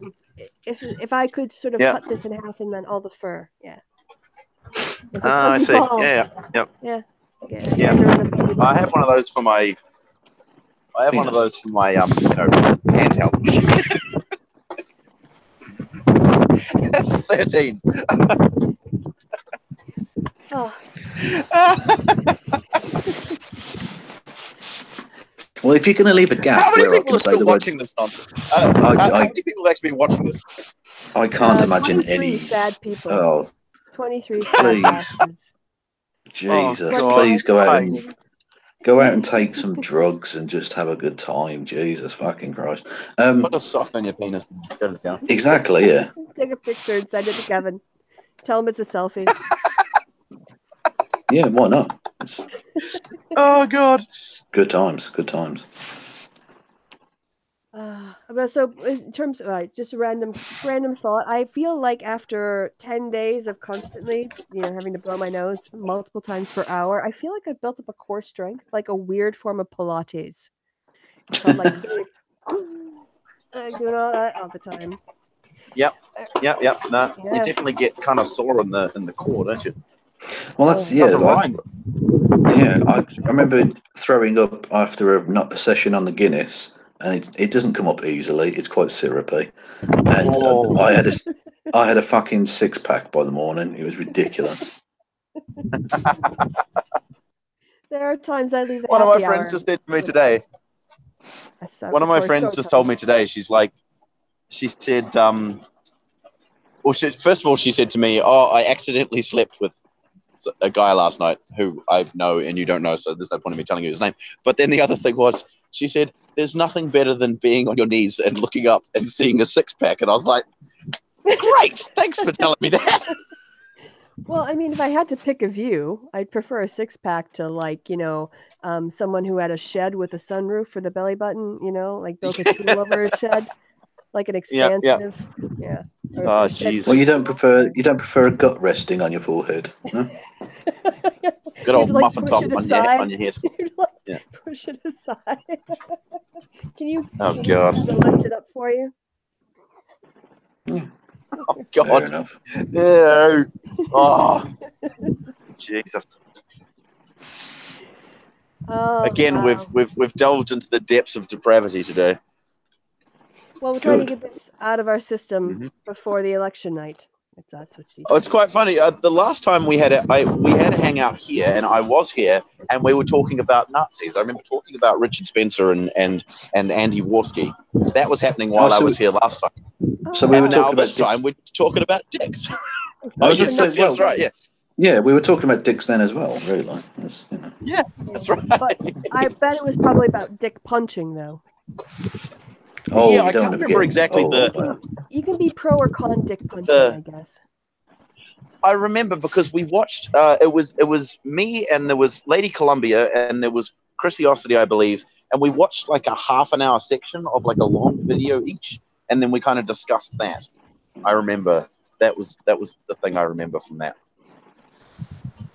I don't know And what you're I talking think about. you hosted it, Kristi. Yeah. There's it's a conversation in the chat now whether people are pro or con dick punching. So, you give dick a beating. Oh, jeez. Oh, yeah. Oh, we were all teenagers. Of course. Yeah. You got to put a sock over him. Hey. Okay, so I've tried to end it 4 times. And then Yeah, Michael I know, starts but then we just another keep coming back to conversation. And then we just keep going. That's what she said. Yeah. Tried to end I've only it got 4 20% times. battery And then left, so yeah, let's. From 80% to 20%. So yeah, we should wrap it up. But no, this has been really good. This is exactly quality. the kind of silly nonsense, wandering, meandering conversation that I was hoping it would be. And Kevin joined too. I love it. So It's that great. made it a lovely Yes. threesome. So. Well, as always, it's been a pleasure, my friends. Yes. And if you want to as well, I'll if you want to comment depending on the time of day, especially if it gets to be like a time when California is going to be doing their polls, that'll be like 4 hours into our live stream if you want to jump in on that. So Oh, okay. that'll be the next time I bet we get online. So before we do, we kind of did. You already promoted. You've got some videos related to music on your channel people should check out. Kevin, you gave. And there's also a great video of me flipping off Sargon of Akkad. Yes, it's become quite famous. I think lots of people have made use of that, especially the fact that somebody put on the MAGA hat on him at the time. Oh, have they really? I know I saw it in Vadim's video, but I haven't noticed any others. Yeah, I think I've seen it being used around, but it was months. It's been out for a while now, and so I can't remember where. Yeah, sure. Yeah, and Kevin, you've given your thoughts on the Ralph Torts banning today. Yeah, I did that today as a quick live stream thing. But basically, I just want to say, yeah, we're doing a thing on election night. So go and watch that. It's on the Kristi's channel, and it's going to be a bit mental. Yeah, because we're going to have lots of guests and things. And hopefully less dick jokes. Just dick jokes for those. Maybe, but you know. Yeah, maybe not. Right, yeah, guys. well, I mean, we are going to be. There will be some small hand jokes, definitely. Probably. It's just going to be. It's going to be like chat roulette. Just constant. And also, well, yeah, but I do hope that no one turns up naked masturbating. That would be unfortunate. Yeah. Can't guarantee. Might happen. I'm doing it right now. Yeah. Fat. All right, guys. Are you? Does that mean as you're on a ship, are you coming on deck? Hey. Coming on the poop deck. Oh. Oh, can I just say I watched already. So have you ever seen that? Oh, go for it. Yeah. I was so my mom watches. I don't know why, but she watches Family Feud. I can't handle it. All those questions being peppered. I feel so much pressure to get everything right. I don't like it. But one of the questions is, where is it okay for only your like spouse to kiss you? And the first and most obvious answer was on the lips or on the mouth. But they went. So the person went on the mouth, and ding ding ding. That was the most popular answer. There was only 4 places. And then the host walked over to the family that won and walked up to the next person in line and asked, "What is one of the only places someone who's into your spouse can kiss you?" And he said, "On the butt." I'm not serious.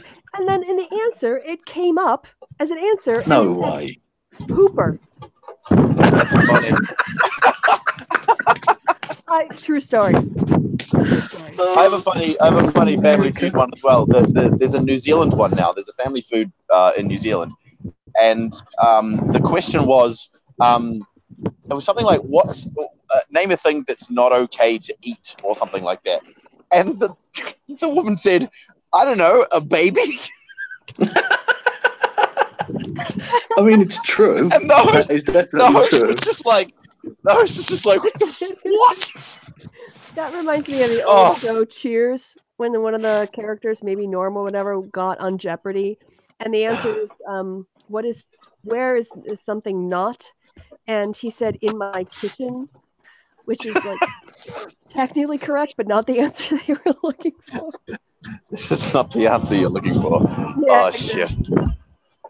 That's funny. All right, so I was trying to say goodbye. Kissing on the pots, yes. Yeah, so thank you guys for watching. Go check out Kevin's channel and subscribe to him. Well, you don't have to because he's got more subs than me, so fucking sub to me. Go sub to me. Yeah, we need it.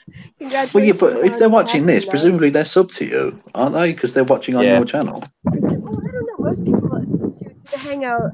We do the Hangout here on my channel, but they prefer to watch it on yours because you don't moderate and you have lots of trolls telling you how awful you are. So. That's true. Go read Kevin's comments. He doesn't give a crap. They are awful. Yeah. All right. So watch our live show on Tuesday night. We're coming at you from 8 p.m. Eastern Standard Time. Michael, Kevin did all that stuff already. I've been Kristi. These guys have been awesome. The chat's been awesome. People fuck the chat. Yeah, all right. Yeah. So goodbye from me and goodbye from the rest of my threesome. Say goodbye, fam. Michael. Bye, fam. And goodbye, Michael. Say goodbye, Kevin. Threesome, Kevin. I didn't even hear because of the wind. I don't even know what I'm supposed to say now. What? Goodbye, threesome, Kevin. Goodbye, threesome, Kevin. Goodbye.